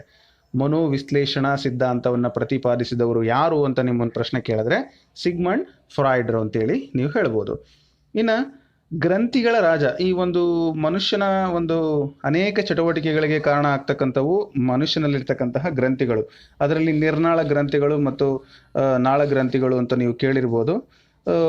ಈ ಒಂದು ಗ್ರಂಥಿಗಳಲ್ಲಿ ಪ್ರಮುಖವಾದಂತಹ ಒಂದು ಗ್ರಂಥಿ ಇದೆ, ಅದು ಯಾವುದಪ್ಪ ಆ ಗ್ರಂಥಿಗಳ ರಾಜ ಅಂತ ನಾವು ನೋಡೋದಾದರೆ ಅದು ಸರಿಯಾದ ಉತ್ತರ ನಮ್ಮ ಮೆದುಳಿನ ಭಾಗದಲ್ಲಿ, ಅಂದರೆ ತಲೆಯ ಒಂದು ಮಧ್ಯಭಾಗದಲ್ಲಿ ಮಧ್ಯ ಮೆದುಳಲ್ಲಿ ಇರ್ತಕ್ಕಂಥದ್ದು ಪಿಟ್ಯುಟರಿ ಗ್ರಂಥಿ. ಸೊ ಈ ಒಂದು ಪಿಟ್ಯುಟರಿ ಗ್ರಂಥಿ ಏನಿದೆಯಲ್ಲ ಇದು ಎಲ್ಲ ಗ್ರಂಥಿಗಳ ರಾಜ ಅಂತ ನಾವು ಹೇಳ್ಬೋದು. ಉತ್ತಮವಾಗಿ ರಚಿತವಾದ ಮತ್ತು ಸಂಕೀರ್ಣವಾದ ವಾಕ್ಯಗಳನ್ನು ಮಗು ಭಾಷಾ ವಿಕಾಸದ ಯಾವ ಹಂತದಲ್ಲಿ ಕಲಿಯುತ್ತೆ ಅಂತ ಹೇಳಿದರೆ ವಾಕ್ಯ ರಚನಾ ನಿಯಮ ರೂಪಿಸುವಂತಹ ಹಂತ. ವಾಕ್ಯ ರಚನಾ ನಿಯಮ ರೂಪಿಸುವಂತಹ ಹಂತದಲ್ಲಿ ಒಂದು ಮಗು ಭಾಷಾ ವಿಕಾಸದ ಒಂದು ಪ್ರಮುಖವಾದ ಅಂಶಗಳನ್ನು ಕಲಿಯುತ್ತೆ ಅಂತ. ಹಾಗೆಯೇ ಭಾಷಾ ವಿಕಾಸದಲ್ಲಿ ಪ್ರಮುಖವಾದ 4 ಹಂತಗಳು ನೀವು ಕೂಡ ನಿಮಗೆ ಗೊತ್ತಿರಬೇಕಾಗುತ್ತೆ. ಕನ್ನಡ ಲ್ಯಾಂಗ್ವೇಜ್ ಅಥವಾ ಇಂಗ್ಲೀಷ್ ಲ್ಯಾಂಗ್ವೇಜ್ಗೆ ಸಂಬಂಧಪಟ್ಟಂತೆ ನೀವು ಅಧ್ಯಯನ ಮಾಡಬೇಕಾದ್ರೂ ಕೂಡ ಇದು ಇಂಪಾರ್ಟೆಂಟ್ ಆಗಿರುತ್ತೆ. ಭಾಷಾ ವಿಕಾಸಕ್ಕೆ ಸಂಬಂಧಪಟ್ಟಂಥ ಪ್ರಮುಖ 4 ಹಂತಗಳು ಯಾವ್ಯಾವು ಅಂದರೆ, ಒಂದನೇದು ಭಾಷಾ ಪೂರ್ವ ಹಂತ, ಏಕಪದ ಉಚ್ಚಾರಣೆಯ ಹಂತ ಇದು 2, ಇನ್ನು ದ್ವಿಪದ ವಾಕ್ಯಗಳ ಒಂದು ಹಂತ, ಹಾಗೆ ವಾಕ್ಯ ರಚನಾ ನಿಯಮಗಳನ್ನು ನಿರೂಪಿಸುವ ಹಂತ. ನೋಡಿ, ನಾನು ಆಗಲೇ ನಿಮಗೆ ವಾಕ್ಯ ರಚನಾ ನಿಯಮಗಳನ್ನು ನಿರೂಪಿಸುವ ಹಂತ ಅಂದೆ, ನಿಮಗಲ್ಲಿ ಕ್ಲಿಯರ್ ಆಗಲಿಲ್ಲ, ಬಟ್ ಈಗ ನಿಮ್ಗೆ ಕ್ಲಿಯರ್ ಆಗ್ತಿದೆ. ಈ ಒಂದು ಹಂತಗಳು ಭಾಷಾ ವಿಕಾಸಕ್ಕೆ ಸಂಬಂಧಪಟ್ಟಂತೆ ಪ್ರಮುಖ 4 ಹಂತಗಳು. ಸೊ ಭಾಷಾ ವಿಕಾಸಕ್ಕೆ ಸಂಬಂಧಪಟ್ಟಂತೆ ಪ್ರಮುಖ 4 ಅಂಶಗಳು ಯಾವ್ಯಾವು ಅಂದರೆ ಭಾಷಾ ಪೂರ್ವ ಹಂತ, ಏಕಪದ ಉಚ್ಚಾರಣೆಯ ಹಂತ, ದ್ವಿಪದ ವಾಕ್ಯಗಳ ಒಂದು ಹಂತ, 4ನೇದು ವಾಕ್ಯ ರಚನಾ ನಿಯಮಗಳನ್ನು ನಿರೂಪಿಸುವ ಹಂತ. ಮೊದಲು ಪೂರ್ವ ಹಂತ ಇರುತ್ತೆ, ಭಾಷಾ ಪೂರ್ವ ಹಂತ ಇರುತ್ತೆ, ಅದಾದಮೇಲೆ ಏಕಪದವನ್ನು ಉಚ್ಚಾರಣೆ ಮಾಡುವಂಥದ್ದು, ದ್ವಿಪದ ವಾಕ್ಯಗಳನ್ನು ರಚನೆ ಮಾಡ್ತಕ್ಕಂಥದ್ದು, ಹಾಗೆ ರಚನೆಯನ್ನು ನಿರೂಪಿಸುವ ಒಂದು ಕ್ರಮಗಳನ್ನು ತಿಳಿತಕ್ಕಂಥದ್ದು ಈ ರೀತಿಯಾಗಿರುತ್ತೆ. ಹಾಗೆ ನಾನು ಅವಾಗಲೇ ನಿಮಗೆ ಹೇಳಿದಂಗೆ ಈಗ ಈ ಕಾನ್ಸೆಪ್ಟ್ ನಿಮಗೆ ಕ್ಲಿಯರ್ ಆಗ್ಬೋದು. ಉತ್ತಮವಾಗಿ ರಚಿತವಾಗುವಂತಹ ಸಂಕೀರ್ಣವಾದ ವಾಕ್ಯಗಳನ್ನು ಮಗು ಯಾವ ಹಂತದಲ್ಲಿ ಕಲಿಯುತ್ತೆ ಅಂದರೆ ಕೊನೆಯ ಹಂತ, ಅದು ವಾಕ್ಯ ರಚನಾ ನಿಯಮ ನಿರೂಪಿಸುವಂಥ ಹಂತದಲ್ಲಿ ಕಲಿಯುತ್ತೆ ಅಂತ ಹೇಳ್ಬಿಟ್ಟು. ಇನ್ನು ವಿಕಾಸದ ಪರಿಕಲ್ಪನೆ ಸಿದ್ಧಾಂತವನ್ನು ಮಂಡಿಸಿದವರು ಯಾರು? ಸೊ ವಿಕಾಸದ ಪರಿಕಲ್ಪನೆ ಸಿದ್ಧಾಂತವನ್ನು ಮಂಡಿಸಿದವರು ಬ್ರೂನರ್ ಅವರು. ಇನ್ನು ಬ್ರೂನರ್ ಅವರ ಜ್ಞಾನಾತ್ಮಕ ವಿಕಾಸ ಸಿದ್ಧಾಂತವನ್ನು ಪರಿಕಲ್ಪನಾ ವಿಕಾಸ ಸಿದ್ಧಾಂತ ಅಂತೇಳಿ ಕರಿತೀವಿ. ಸೊ ಪರಿಕಲ್ಪನಾ ವಿಕಾಸ ಸಿದ್ಧಾಂತ ಅಂದ್ರೂ ಒಂದೇ, ಅಥವಾ ಜ್ಞಾನಾತ್ಮಕ ವಿಕಾಸ ಸಿದ್ಧಾಂತ ಅಂದ್ರೂ ಒಂದೇ, ನೀವು ಕನ್ಫ್ಯೂಸ್ ಆಗೋಂಗಿಲ್ಲ, ಎರಡೂ ಕೂಡ ಒಂದೇ. ಅದನ್ನು ಪ್ರತಿಪಾದನೆ ಮಾಡಿರ್ತಕ್ಕಂಥವರು ಬ್ರೂನರ್ ಅವರು. ಇನ್ನು ಬ್ರೂನರ್ ಅವರ ಜ್ಞಾನಾತ್ಮಕ ವಿಕಾಸದ ಹಂತವು 3 ಹಂತಗಳನ್ನು ಒಳಗೊಂಡಿರುತ್ತೆ. ಸೊ ಪ್ರಮುಖವಾಗಿ ಎಷ್ಟು ಹಂತಗಳು ಅಂತ ಹೇಳಿದರೆ ಅದು 3 ಹಂತಗಳು. ಯಾವ್ಯಾವು ಆ 3 ಹಂತಗಳು ಅಂತ ಹೇಳಿದ್ರೆ ಕ್ರಿಯಾತ್ಮಕ ಹಂತ, ಬಿಂಬ ರೂಪದ ಪ್ರಾತಿನಿಧ್ಯ, ಸಾಂಕೇತಿಕ ಪ್ರಾತಿನಿಧ್ಯ. ಒಂದು ಕ್ರಿಯಾತ್ಮಕ ಹಂತ, ಬಿಂಬ ರೂಪದ ಪ್ರಾತಿನಿಧ್ಯ, ಹಾಗೆ ಸಾಂಕೇತಿಕ ಪ್ರಾತಿನಿಧ್ಯ. ಈ ಪ್ರಮುಖವಾಗಿ 3 ಹಂತಗಳಲ್ಲಿ ಬ್ರೂನರ್ ಅವರ ಒಂದು ಜ್ಞಾನಾತ್ಮಕ ವಿಕಾಸದ ಹಂತ ಒಳಗೊಂಡಿದೆ ಅಂತಕ್ಕಂಥದ್ದು ನೆನಪಿರ್ಬೇಕು ನಿಮಗೆ. ಹಾಗೆಯೇ ಕೂಟ ಯುಗ ಅಂತ ನಾವು ಕರಿತೀವಿ. ಇದು ಸಾಕಷ್ಟು ಪ್ರಶ್ನೆ ಪತ್ರಿಕೆಗಳಲ್ಲಿ ಈ ಪ್ರಶ್ನೆ ಬಂದಿರುತ್ತೆ ನಿಮಗೆ, ಅನೇಕ ಪ್ರಶ್ನೆ ಪತ್ರಿಕೆಗಳನ್ನು ನೀವು ನೋಡಿರ್ತೀರಿ. ಸೊ ಅದರಲ್ಲಿ ಕೂಟ ಯುಗ ಅಂತ ಕೇಳ್ತಾರೆ. ಯಾವ ಹಂತದಲ್ಲಿ ಈ ಒಂದು ಕೂಟ ಯುಗ ಇರುತ್ತೆ ಅಂತ ಹೇಳಿದ್ರೆ ಅದು ಬಂದು ಉತ್ತರ ಬಾಲ್ಯಾವಧಿಯ ಹಂತದಲ್ಲಿ ಇರುತ್ತೆ. ಸೊ ಯಾವ ಒಂದು ಹಂತದಲ್ಲಿ ಇರುತ್ತೆ? ಉತ್ತರ ಬಾಲ್ಯಾವಧಿಯ ಒಂದು ಹಂತದಲ್ಲಿ ಇರುತ್ತೆ. ಸೊ ಈ ಒಂದು ಹಂತದಲ್ಲಿ ಈ ಒಂದು ಹಂತ ಯಾವಾಗ ಪ್ರಾರಂಭ ಆಗುತ್ತೆ ಅಂದರೆ ಅದು 6 ವರ್ಷದಿಂದ 12 ವರ್ಷದವರೆಗೆ ಪ್ರಾರಂಭವಾಗುತ್ತೆ. 6ರಿಂದ 12ವರೆಗೆ ಆ ಒಂದು ವಯಸ್ಸನ್ನು ನಾವು ಕೂಟಯುಗ ಅಂತ ಕರಿತೀವಿ. ಉತ್ತರ ಬಾಲ್ಯಾವಧಿಯ ಹಂತ. ಪೂರ್ವ ಬಾಲ್ಯಾವಧಿಯ ಹಂತವನ್ನು ಏನಂತ ಕರಿತೀವಿ ನಾವು? ಹಾಗಾದರೆ ಅನ್ವೇಷಣಾ ಹಂತ ಅಂತ ಹೇಳಿ ಕರಿತೀವಿ. ಅದು ಬಂದು 2 ವರ್ಷದಿಂದ, ನೋಡಿ ಪೂರ್ವ ಫಸ್ಟ್ ಬರುತ್ತೆ, ಉತ್ತರ. ಈಗ ನಾವು ವಾಕ್ಯವನ್ನು ಬಿಡಿಸಿ ಬರೆಯುವಂಥ ಸಮಯದಲ್ಲಿ ಇದು ಪೂರ್ವ ಪದ ಹೌದಲ್ಲ, ಇದು ಉತ್ತರ ಪದ ಅಂತ ಹೇಳ್ತೀವಿ. ಮೊದಲು ಬರೋದೇ ಪೂರ್ವ ಪದ, ಆನಂತರ ಬರೋದು ಉತ್ತರ ಪದ ಅಲ್ವಾ? ಸೊ ಮೊದಲು ಬರೋದು ನೋಡಿ ಅದು ಬಂದು ಪೂರ್ವ ಪದ, ಪೂರ್ವ ಬಾಲ್ಯಾವಸ್ಥೆ ಅಂತ ನಾವು ಅದಕ್ಕೆ ಹೇಳ್ತಾ ಇದ್ದೀನಿ. ಪೂರ್ವ ಬಾಲ್ಯಾವಸ್ಥೆ ಬಂದು 2 ವರ್ಷದಿಂದ 6 ವರ್ಷದವರೆಗೆ, ಈ 6 ವರ್ಷದಿಂದ 12 ವರ್ಷದವರೆಗೆ, ಈ ರೀತಿ ನಾವು ನೆನ್ಪಿಟ್ಕೊಳ್ಬೇಕು. ಇದು ಉತ್ತರ ಬಾಲ್ಯ. ಸೊ 2 to 6 ಮತ್ತು 6 to 12 ಇದು ಪೂರ್ವ, ಇದು ಉತ್ತರ ಬಾಲ್ಯಾವಸ್ಥೆಯ ಹಂತಗಳು. ಕೂಟಯುಗ ಅಂತೇಳಿ ಉತ್ತರ ಬಾಲ್ಯವನ್ನು ಕರಿತೀವಿ, ಪೂರ್ವ ಬಾಲ್ಯಾವಸ್ಥೆಯನ್ನು ಅನ್ವೇಷಣಾ ಹಂತ ಕರಿತೀವಿ. ಸೊ ಕೇಳ್ಬೋದು ನಿಮಗೆ ಪರೀಕ್ಷೆಯಲ್ಲಿ, ನಮಗೆ ಸಾಕಷ್ಟು ಬಾರಿ ಕೂಟಯುಗದ ಬಗ್ಗೆ ಕೇಳಿರ್ಬೋದು. ಹಾಗೆ ಅನ್ವೇಷಣಾ ಹಂತ ಅಂದರೆ ಯಾವುದು ಅಂತ ನಿಮ್ಮನ್ನು ಕೇಳಿದಾಗ ನೀವು ಹೇಳಬೇಕಾಗ್ತದೆ ಯಾವುದು, ಅದು ಪೂರ್ವ ಬಾಲ್ಯಾವಧಿ ಅಂತೇಳಿ ಹೇಳಬೇಕು. ಇದು ಬಂದು 2ರಿಂದ 6 ವರ್ಷಗಳವರೆಗೆ ಇರುತ್ತೆ. ಇನ್ನು ಪ್ರಚೋದನೆ ಮತ್ತು ಪ್ರತಿಕ್ರಿಯೆಗಳ ನಡುವಿನ ಸಂಬಂಧವೇ ಕಲಿಕೆ ಅಂತ ಹೇಳಿದವರು ಯಾರಪ್ಪ ಅಂತ ಹೇಳಿದ್ರೆ ಅದು ನಮ್ಮ ಥಾರಂಡೈಕ್ರವರು. ಸೊ ಥಾರಂಡೈಕ್ರವರ ಸಿದ್ಧಾಂತ ನೀವು ಕೇಳಿರ್ಬೋದು. ಬೆಕ್ಕು ಒಂದು ಕಲಿಕೆಯ ಸಿದ್ಧಾಂತವನ್ನು ನಿರೂಪಿಸಿದ್ದಾರೆ ಇವರು. ಬೆಕ್ಕು ಅನಪೇಕ್ಷಿತ ವರ್ತನೆಗಳನ್ನು ತೋರಿ ನಂತರ ಅದು ಒಳ್ಳೆಯ ಒಂದು ವರ್ತನೆಯನ್ನು ತೋರುತ್ತೆ, ಅದು ದೃಢೀಕರಣ ಕೂಡ ಮಾಡುತ್ತೆ. ಸೊ ಅದಕ್ಕಾಗಿ ಏನಾಗಿದೆ ಅಂತ ಅಂದರೆ ಅದು ಥಾರಂಡೈಕ್ ಅವರ ನಿಯಮ ಬಹಳಷ್ಟು ಇಂಪಾರ್ಟೆಂಟ್. ಅವುಗಳನ್ನು ನಾನು ನಿಮ್ಗೆ ತಿಳಿಸ್ತಾ ಹೋಗ್ತೀನಿ. ಅದರಲ್ಲಿ ಪ್ರಮುಖವಾಗಿ ಸ್ಟಿಮ್ಯುಲಸ್ ಆ್ಯಂಡ್ ರೆಸ್ಪಾನ್ಸಿಗೆ ಸಂಬಂಧಪಟ್ಟಂತೆ ನಡೆಯುವಂಥದ್ದೇ ಆ ಒಂದು ಸಂಬಂಧನೆ, ಅದನ್ನೇ ಕಲಿಕೆ ಅಂತ ಹೇಳಿದ್ದು ಥಾರಂಡೈಕ್ರವರು. ಇನ್ನು ಕಲಿಕೆಯು ಸಾರ್ವತ್ರಿಕವಾದದ್ದು. ಈ ವಾಕ್ಯವು ಕಲಿಕೆಯ ಗುಣಲಕ್ಷಣವನ್ನು ಸೂಚಿಸುತ್ತದೆ. ಸೊ ಕಲಿಕೆಯ ಸಾರ್ವತ್ರಿಕವಾದದ್ದು ಅಂತಕ್ಕಂಥದ್ದು ಏನನ್ನು ಸೂಚಿಸುತ್ತೆ? ಪ್ರಶ್ನೆ. ಕಲಿಕೆ ಅಂತಕ್ಕಂಥದ್ದು ಸಾರ್ವತ್ರಿಕವಾದದ್ದು, ಇದು ಕಲಿಕೆಯ ಒಂದು ಗುಣಲಕ್ಷಣವನ್ನು ಸೂಚಿಸುತ್ತೆ.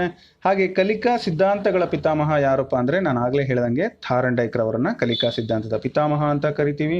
ಬಹಳಷ್ಟು ಇಂಪಾರ್ಟೆಂಟ್ ಅವರ ಒಂದು ಸಿದ್ಧಾಂತಗಳು ನಮ್ಮ ಕಲಿಕೆಯಲ್ಲಿ ನಾವು ಅವನ್ನ ಬಳಸ್ಕೊಳ್ತೀವಿ. ಹಾಗೆ ಕಲಿಕೆಯಲ್ಲಿ ಒಟ್ಟು ನಮಗೆ ಗೊತ್ತಿರಬೇಕು 8 ವಿಧಗಳಿವೆ.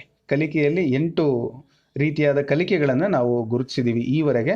ಯಾವ್ಯಾವ ರೀತಿ ಕಲಿಕೆಯನ್ನು ನಾವು ಗುರುತಿಸಿದ್ದೀವಿ ಅಂತ ನಾವು ನೋಡೋದಾದರೆ, ಪ್ರಮುಖವಾದಂತಹ ಸಂಜ್ಞಾ ಕಲಿಕೆ, ಕ್ರಿಯಾಜನ್ಯ ಅನುಬಂಧ ಕಲಿಕೆ, ಸರಣಿ ಕಲಿಕೆ, ಶಾಬ್ದಿಕ ಸಹಚರ್ಯ ಕಲಿಕೆ, ವಿಭೇದೀಕರಣ ಕಲಿಕೆ, ಪರಿಕಲ್ಪನಾ ಕಲಿಕೆ, ತತ್ವಗಳ ಕಲಿಕೆ, ಸಾಮಾನ್ಯ ಸಮಸ್ಯೆ ಪರಿಹಾರ ಕಲಿಕೆ ಅಂಥೇಳಿ ಈ ರೀತಿಯಾಗಿ ಕಲಿಕೆಯಲ್ಲಿ ಒಟ್ಟು 8 ವಿಧಗಳನ್ನು ನಾವು ನೋಡಬಹುದು. ಸಂಜ್ಞಾ ಕಲಿಕೆ, ಕ್ರಿಯಾಜನ್ಯ ಅನುಬಂಧ ಕಲಿಕೆ, ಸರಣಿ ಕಲಿಕೆ, ಮತ್ತು ಶಾಬ್ದಿಕ ಸಹಚರ್ಯ ಕಲಿಕೆ, ವಿಭೇದೀಕರಣ ಕಲಿಕೆ, ಪರಿಕಲ್ಪನಾ ಕಲಿಕೆ, ತತ್ವಗಳ ಕಲಿಕೆ, ಸಮಸ್ಯೆ ಪರಿಹಾರ ಕಲಿಕೆ. ಟೋಟಲ್ ಆಗಿ ನಾವು ನೋಡ್ತಕ್ಕಂಥದ್ದು ಈ 8 ಕಲಿಕಾ ವಿಧಗಳನ್ನು ನೋಡ್ತೇವೆ. ಅವುಗಳಲ್ಲಿ ನನಗೆ ಇಂಪಾರ್ಟೆಂಟ್ ಆಗಿರತಕ್ಕಂಥವನ್ನು ನಾನು ತಿಳಿಸ್ತಾ ಹೋಗ್ತೀನಿ. ಪಂಚೇಂದ್ರಿಯಗಳು ಮತ್ತು ಶರೀರದ ಅಂಗಗಳನ್ನು ಬಳಸಿ ಕಲಿಯುವಂಥ ವಿಧ ಯಾವುದಪ್ಪ ಅಂತ ಹೇಳಿದ್ರೆ ಅದು ಕ್ರಿಯಾಗತ ಕಲಿಕೆ. ನೋಡಿ, ಪಂಚೇಂದ್ರಿಯಗಳು, ಕಣ್ಣು, ಕಿವಿ, ಮೂಗು, ಬಾಯಿ, ನಾಲಿಗೆ ಏನಿದೆ, ಇವುಗಳ ಪಂಚೇಂದ್ರಿಯಗಳು ಅಥವಾ ಶರೀರದ ಅಂಗಗಳನ್ನು ಬಳಸಿ ಕಲಿಯುವಂಥ ವಿಧ ಕ್ರಿಯಾಗತ ಕಲಿಕೆ. ಸೊ ಎಂಥ ಕಲಿಕೆ ಅದು ಅಂದರೆ ಕ್ರಿಯಾಗತ ಕಲಿಕೆ.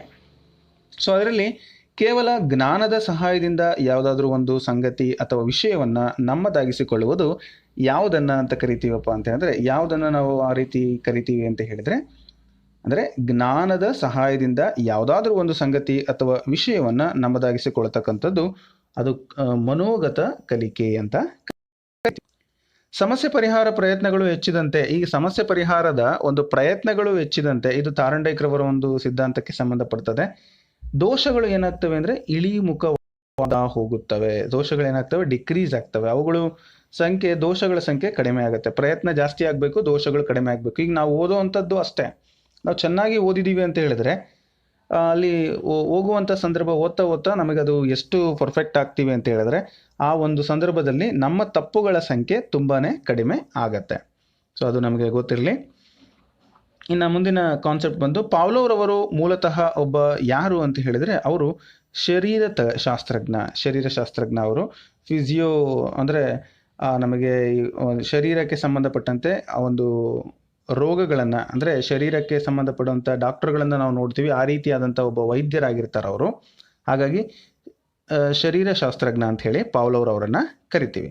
ಇನ್ನು ಕಣ್ಣಿನ ಮೇಲೆ ಬೆಳಕು ಬಿದ್ದಾಗ ಕಣ್ಣಿನ ರೆಪ್ಪೆಯು ತಂತಾನಾಗೆ ಮುಚ್ಚಿಕೊಳ್ಳುತ್ತೆ. ಇದು ಯಾವ ರೀತಿಯ ಪ್ರತಿಕ್ರಿಯೆ ಅಂತ ಹೇಳಿದ್ರೆ ಇದು ಪರಾವರ್ತಿತ ಪ್ರತಿಕ್ರಿಯೆ. ಇಂಗ್ಲೀಷ್ನಲ್ಲಿ ನಾವು ರಿಫ್ಲೆಕ್ಸ್ ಆ್ಯಕ್ಷನ್ ಅಂತ ಕರಿತೀವಿ. ಅಂದರೆ ಒಂದು ಕಳ್ಳು ಅಥವಾ ಮುಳ್ಳು ಅಥವಾ ಏನಾದರೂ ಒಂದು ಬಿಸಿಯಾಗಿರುವ ಅಥವಾ ತಣ್ಣನೆಯ ವಸ್ತುಗಳನ್ನು ಮುಟ್ಟಿದಾಗ ಅನುಭವ ಆದರೆ ತಕ್ಷಣ ಅದು ನಮ್ಮ ನರಮಂಡಲ ಎಚ್ಚೆತ್ಕೊಂಡು ಆ ಕೈ ಅಥವಾ ಕಾಲನ್ನು ಆ ಸ್ಥಳದಿಂದ ತಕ್ಕೊಳ್ತೀವಿ ನಾವು. ಅದನ್ನು ನಾವು ಅಥವಾ ಕಣ್ಣು ರೆಪ್ಪೆಯನ್ನು ಮಿಟುಕಿಸ್ಕೊಳ್ಳೋದು. ನೋಡಿ, ಕಣ್ಣಲ್ಲಿ ಧೂಳು ಬರುವಂಥ ಸಂದರ್ಭ ಕೆಲವೇ ಸೆಕೆಂಡುಗಳಿರುತ್ತೆ, ಸೆಕೆಂಡಿಗಿಂತನೂ ಕಡಿಮೆ ಅವಧಿ ಇರುತ್ತೆ. ಅಷ್ಟರೊಳಗೆ ನಾವು ಕಣ್ಣನ್ನು ಮುಚ್ಕೊಳ್ತೀವಿ. ಅದಕ್ಕಾಗಿ ನಾವು ಅದನ್ನು ಪರಾವರ್ತಿತ ಪ್ರಕ್ರಿಯೆ ಅಂತ ಕರಿತೀವಿ. ಆ ಒಂದು ಕೆಲಸ ಏನಾಗುತ್ತೆ, ಪರಾವರ್ತಿತ ಪ್ರಕ್ರಿಯೆ. ಇದರಲ್ಲಿ ಮೆದುಳು ಮತ್ತು ನರಮಂಡಲ ಎಲ್ಲವೂ ಕೂಡ ಕೆಲಸ ಮಾಡ್ತವೆ. ನೆಕ್ಸ್ಟು ಪಾವ್ಲೋವ್ ಅವರು ಪ್ರತಿಪಾದಿಸಿದ ಸಿದ್ಧಾಂತ ಯಾವುದು ಅಂತ ನೋಡಿದರೆ, ಪಾವ್ಲೋವ್ ಅಂದ ತಕ್ಷಣ ನೀವು ನಾಯಿಯನ್ನು ಕಟ್ಟಾಕಿ ಜೊಲ್ ಸುರಿಸುತ್ತಲ್ಲ ಆ ಒಂದು ವ್ಯವಸ್ಥೆನ ನೆನಪಿಸ್ಕೊಳ್ಬೇಕು. ಅದು ಸಾಂಪ್ರದಾಯಿಕ ಅನುಬಂಧನ ಕಲಿಕೆ ಸಿದ್ಧಾಂತ.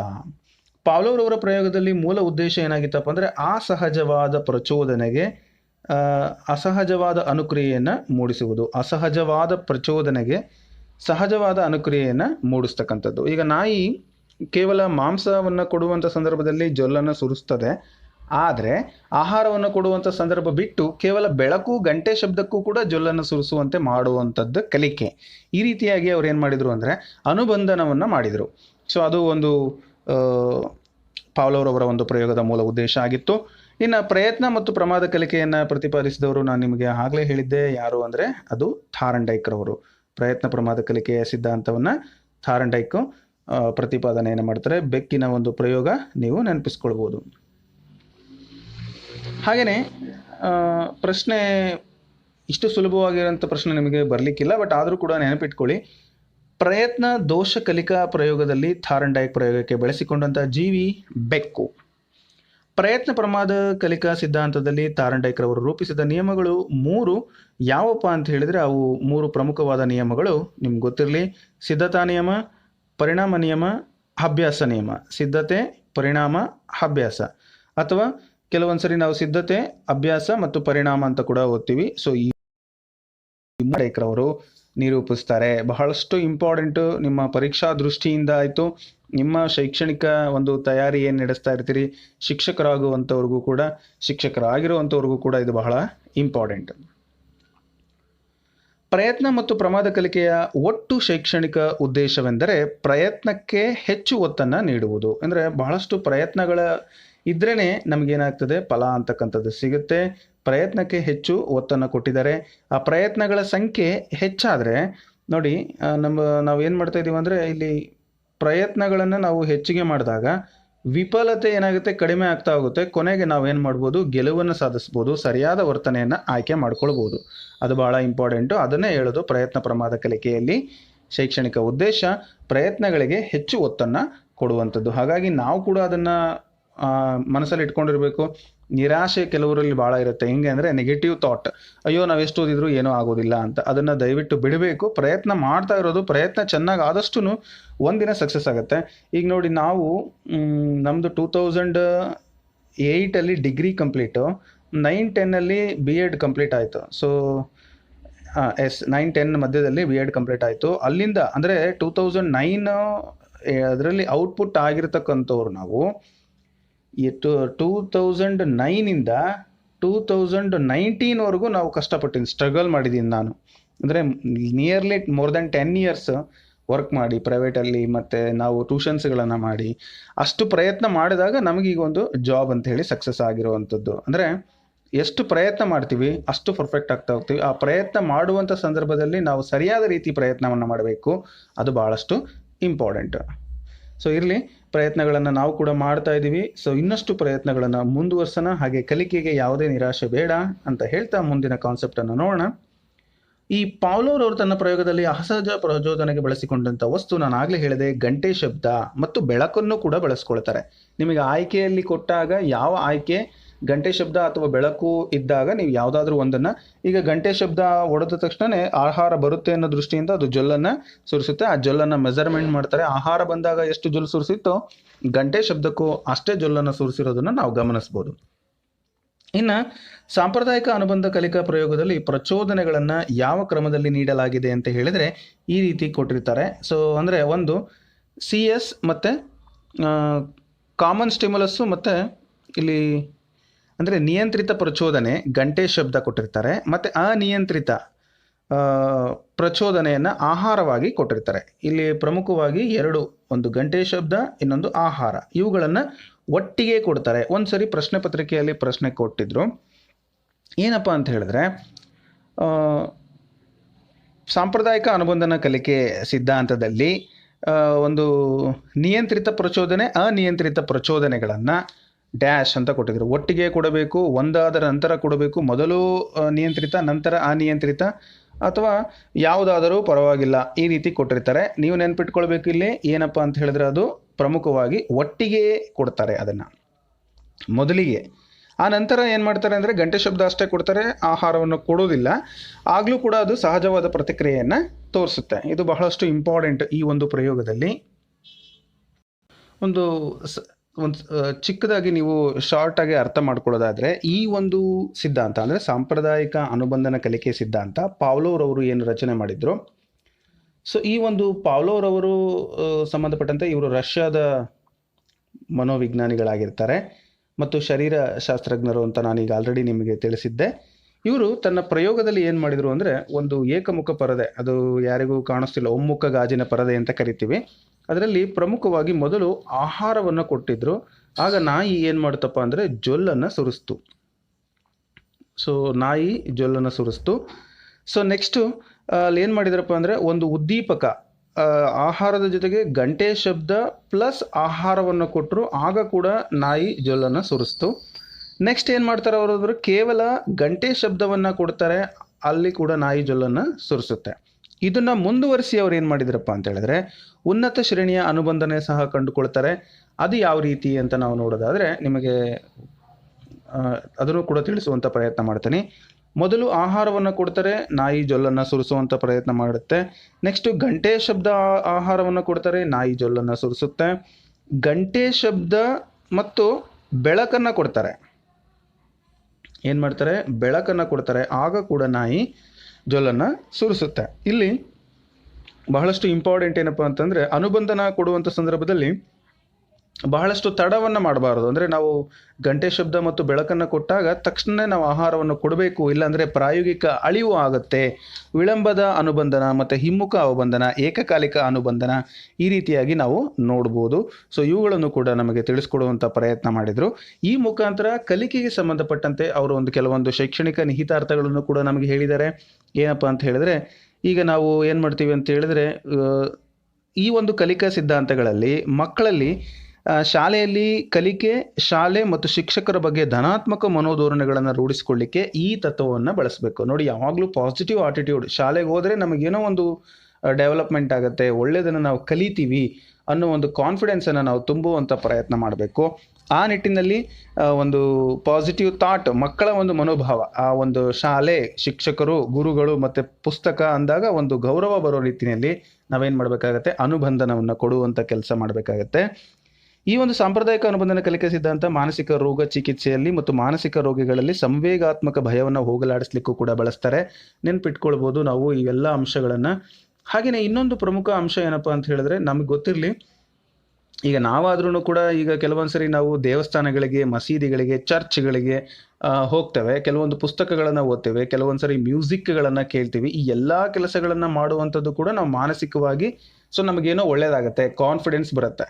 ಸೊ ನೋಡಿ, ಅಲ್ಲಿ ಒಂದು ಅನುಬಂಧನ ಇದೆ. ದೇವ್ರ ಹತ್ರ ಹೋಗಿದ್ದೀವಪ್ಪ, ನಾನು ಕಷ್ಟ ಹೇಳ್ಕೊಂಡಿದ್ದೀನಿ, ಸೊ ನನಗೆಲ್ಲ ಒಳ್ಳೇದಾಗುತ್ತೆ, ಆ ಒಂದು ಅನುಬಂಧನ ಏನಿದೆಯಲ್ಲ, ಸೊ ಅದು ನಮಗೇನಾಗಿರುತ್ತಪ್ಪ ಅಂತ ಹೇಳಿದ್ರೆ ನಮ್ಮ ಒಂದು ಮನಸ್ಸಿನಲ್ಲಿ ಸಕಾರಾತ್ಮಕ ಧೋರಣೆ, ಅಂದರೆ ಪಾಸಿಟಿವ್ ಥಾಟ್ ಬಂದು ನಮ್ಮಲ್ಲಿ sound mind is A sound body, ಮನಸ್ಸು ಚೆನ್ನಾಗಿದ್ದರೆ ದೇಹ ಚೆನ್ನಾಗಿರುತ್ತೆ ಅನ್ನೋ ಒಂದು ಕಾನ್ಸೆಪ್ಟನ್ನು ಇಲ್ಲಿ ಅರ್ಥ ಮಾಡ್ಕೊಳ್ಬೇಕಾಗತ್ತೆ. ಸೊ ಇದು ನಿಮಗೆ ಗೊತ್ತಿರಲಿ ಅಂತ ಹೇಳ್ತಾ, ಇಲ್ಲಿ ಒಂದು ಪ್ರಶ್ನೆ ಬಂದಿರತಕ್ಕಂಥದ್ದನ್ನು ಗಮನಿಸಿ. ಇನ್ನೂ ಅನೇಕ ಅಂಶಗಳಿದ್ದಾವೆ. ಹಿರಿಯರನ್ನು ಗೌರವಿಸಬೇಕು, ಶಿಸ್ತಿರಬೇಕು, ಸಮಯ ಪಾಲನೆ ಮಾಡಬೇಕು, ಸ್ವಚ್ಛತೆಯನ್ನು ಕಾಪಾಡಿಕೊಳ್ಬೇಕು, ಇವೆಲ್ಲವೂ ಕೂಡ. ಹಾಗೆ ಕೆಲವೊಂದು ಸಾರಿ ನಾವೇನು ಮಾಡ್ತೀವಿ ಅಂದರೆ, ಈ ಒಂದು ಸಿದ್ಧಾಂತದಲ್ಲಿ ನಾನು ಆಗಲೇ ಹೇಳಿದೆ, ಪ್ರಾಯೋಗಿಕ ಅಳಿವು ಅಂತ. ಯಾವುದನ್ನು ತಪ್ಪಿಸ್ಬೇಕು, ನೀನು ತಪ್ಪು ಮಾಡಿದಾಗ ನಾನು ನಿನಗೇನು ಕೊಡೋಲ್ಲ, ಅಂದರೆ ಆಹಾರವನ್ನು ಕೊಡೋದಿಲ್ಲ, ನಿನಗೆ ಯಾವುದೇ ಒಂದು ಬೆಲೆಯನ್ನು ಕೂಡ ಕೊಡೋದಿಲ್ಲ ಅಂಥೇಳಿ ಮಕ್ಕಳಿಗೆ ನಾವು ಇದು ಮಾಡಿದಾಗ, ಅಲ್ಲಿ ಏನಾಗುತ್ತೆ, ಕೆಟ್ಟ ಹವ್ಯಾಸಗಳನ್ನು ಕೂಡ ನಾವು ಕಡಿಮೆ ಮಾಡ್ಬೋದು. ಅಪಸಮಯೋಜಿತ ಮಕ್ಕಳ ಉದ್ವೇಗ ಮತ್ತು ಭಯವನ್ನು ಕೂಡ ಅಲ್ಲಿ ಕಡಿಮೆ ನೋಡಿ, ಈ ರೀತಿ ಮಾಡಿದ್ಯಾ, ನೀನು ಕಳ್ತನ ಮಾಡಿದ್ಯಾ, ಸೊ ಇವಾಗ ಒಂದು ಪೆನ್ಸಿಲನ್ನು ನೀವು ಕದ್ದಿದ್ಯಾ, ಹಾಗಾಗಿ ನಿನ್ನನ್ನು ನಾನು ಮಾತಾಡ್ಸೋದಿಲ್ಲ, ನೀನು ನಮ್ಮ ಹತ್ರ ಬರಬೇಡ. ಸೊ ಈ ರೀತಿ ಮಾಡಿದಾಗ ಆ ಮಗು ಏನು ಮಾಡ್ತಾನೆ ಅಂದರೆ ಮುಂದೆ ಆ ಕೆಲಸಗಳನ್ನು ಬಿಟ್ಟು ಬಿಡ್ತಾನೆ. ಇದರಿಂದ ಸಮಾಜದಲ್ಲಿ ಒಳ್ಳೆಯ ವ್ಯಕ್ತಿತ್ವವನ್ನು ರೂಪಿಸ್ಲಿಕ್ಕೂ ಕೂಡ ಸಾಧ್ಯ ಆಗತ್ತೆ ಅನ್ನೋದನ್ನು ನಾವು ಈ ಒಂದು ಅನುಬಂಧನ ಕಲಿಕೆ, ಸಾಂಪ್ರದಾಯಿಕ ಅನುಬಂಧನ ಕಲಿಕೆಯಿಂದ ಕಲ್ತ್ಕೊಂಡಿರ್ತಕ್ಕಂಥ ಒಂದು ಪ್ರಮುಖ ಅಂಶ ಶೈಕ್ಷಣಿಕ ನಿಹಿತಾರ್ಥ. ಇದು ಶಿಕ್ಷಕರಿಗಷ್ಟೇ ಅಲ್ಲದೆ ಪ್ರತಿಯೊಬ್ಬ ನಾಗರಿಕರಿಗೂ ಕೂಡ ಇದು ಅವಶ್ಯಕವಾಗಿ ಬೇಕು. ಇನ್ನು ಮುಂದಿನ ಕಾನ್ಸೆಪ್ಟನ್ನು ನೋಡೋದಾದರೆ, ಇಲ್ಲಿ ಒಂದು ಪ್ರಶ್ನೆ ಇದೆ, ಅನ್ವಯಿಕ ಪ್ರಶ್ನೆ. ಅದು ಏನಪ್ಪ ಅಂತ ನೋಡೋದಾದರೆ, ಮಕ್ಕಳು ಕಲಿಕೆಯಲ್ಲಿ ಪಾಲ್ಗೊಳ್ಳುವಂತಹ ವಿದ್ಯಾರ್ಥಿಗಳಿಗೆ ಪ್ರಚೋದನೆ ಇರಬೇಕು. ಇದು ಈ ಕೆಳಗಿನ ಸಿದ್ಧಾಂತದ ಅನ್ವಯಿಕ ಅಂಶವಾಗಿದೆ. ಯಾವುದು ಅಂದರೆ ಅದು ಸಾಂಪ್ರದಾಯಿಕ ಅನುಬಂಧನ ಕಲಿಕೆ. ನಾನಾಗಲೇ ಹೇಳಿದೆ, ಕಲಿಕೆಯಲ್ಲಿ ಪಾಲ್ಗೊಳ್ಳುವಂತಹ ವಿದ್ಯಾರ್ಥಿಗಳು ಪ್ರಚೋದನೆಗೆ ಇರಬೇಕು ಅಂತಕ್ಕಂಥದ್ದು. ಪ್ರಚೋದನೆ ಇದ್ದರೆ ಮಾತ್ರ ಅವರು ಕಲಿತಾರೆ ಅಂತಕ್ಕಂಥದ್ದು. ಸೊ ಅದು ಬಹಳ ಇಂಪಾರ್ಟೆಂಟ್. ಈಗ ಅದು ಆಹಾರ ಬರುತ್ತೆ ಅನ್ನೋ ಕಾರಣಕ್ಕಾಗಿ ಆ ರೀತಿ ಇರ್ತದೆ. ಹಾಗಾಗಿ ಪ್ರಚೋದನೆ ಅನ್ನೋದು ಕೊಡುವಂಥದ್ದು ಸಾಂಪ್ರದಾಯಿಕ ಅನುಬಂಧನ ಕಲಿಕೆ ಆಗಿರುತ್ತೆ. ಇನ್ನು ಕ್ರಿಯಾಪ್ರಸೂತ ಅನುಬಂಧನ ಕಲಿಕಾ ಸಿದ್ಧಾಂತವನ್ನು ತೋರಿಸಿದ್ಯಾರಪ್ಪ ಅಂದರೆ ಸ್ಕಿನ್ನರ್ ಅವರಾಗ್ತಾರೆ.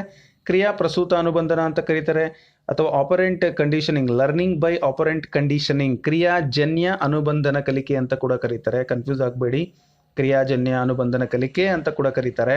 ಅದನ್ನು ಆರ್ ಮಾದರಿಯ ಕಲಿಕೆ ಅಂತ ಕೂಡ ಕರೀತಾರೆ. ಅದನ್ನು ರಚನೆ ಮಾಡಿದ್ದು ಸ್ಕಿನ್ನರ್ ಅವರು, ಆರ್ ಮಾದರಿಯ ಕಲಿಕೆ. ಸೊ ಓಕೆ, ಸೊ ಆರ್ ಮಾದರಿಯ ಕಲಿಕೆ ಯಾಕೆ ಆ ರೀತಿ ಕರೀತಾರೆ, ಏನನ್ನು ಬಳಸ್ಕೊಂಡಿದ್ರು ಅಂದರೆ ಅವರು ಪಾರಿವಾಳವನ್ನು ಬಳಸ್ಕೊಂಡಿದ್ರು. ಕ್ರಿಯಾಜನ್ಯ ಕಲಿಕೆಯಲ್ಲಿ ಜೀವಿಗೆ ನೀಡಿದ ಪುನರ್ಬಲನ ಆಹಾರ ಆಗಿತ್ತು. ಅಂದರೆ ಕಾಳುಗಳ ರೂಪದಲ್ಲಿ ಅದಕ್ಕೆ ಆಹಾರವನ್ನು ಕೊಡ್ತಾ ಇದ್ರು. ಅಂದರೆ ಪ್ರಯೋಗವನ್ನು ಎಸ್ ಮಾದರಿಯ ಅನುಬಂಧನ ಕಲಿಕೆ ಅಂತೇಳಿ ಕರೆದ್ರೆ ಇಲ್ಲಿ ಏನಾಗ್ತಿತ್ತಪ್ಪ ಅಂದರೆ ಸ್ಟಿಮ್ಯುಲಸ್ ಮತ್ತು ರೆಸ್ಪಾನ್ಸ್, SR ಅಂತೇಳಿ ನಾವು ಕರಿತೀವಿ. ಸ್ಟಿಮ್ಯುಲಸ್ಸು, ರೆಸ್ಪಾನ್ಸು ಇಲ್ಲಿ ಬಹಳಷ್ಟು ಇಂಪಾರ್ಟೆಂಟ್. ಅದರ ರೆಸ್ಪಾನ್ಸಿಗೆ ನಾವು ಮಹತ್ವವನ್ನು ಕೊಡ್ತೀವಿ, ಆ ಪುಷ್ಟೀಕರಣವನ್ನು ಕೊಡುವಂಥ ಕೆಲಸ ಮಾಡ್ತೀವಿ.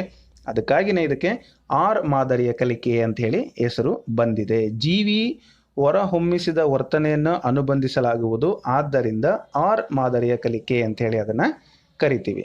ಸೊ ಇಲ್ಲಿ ಸ್ಕಿನ್ನರ್ ಅವರು ಒಂದು ಸಮಸ್ಯಾತ್ಮಕ ಒಂದು ಪೆಟ್ಟಿಗೆಯನ್ನು ರಚನೆ ಮಾಡಿರ್ತಾರೆ. ಅದರಲ್ಲಿ ಪಾರಿವಾಳವನ್ನು ಒಂದು ಬಿಲ್ಲೆಯಲ್ಲಿ ಕುಟುಕುವಂಥ ವ್ಯವಸ್ಥೆಯನ್ನು ಮಾಡಿರ್ತಾರೆ.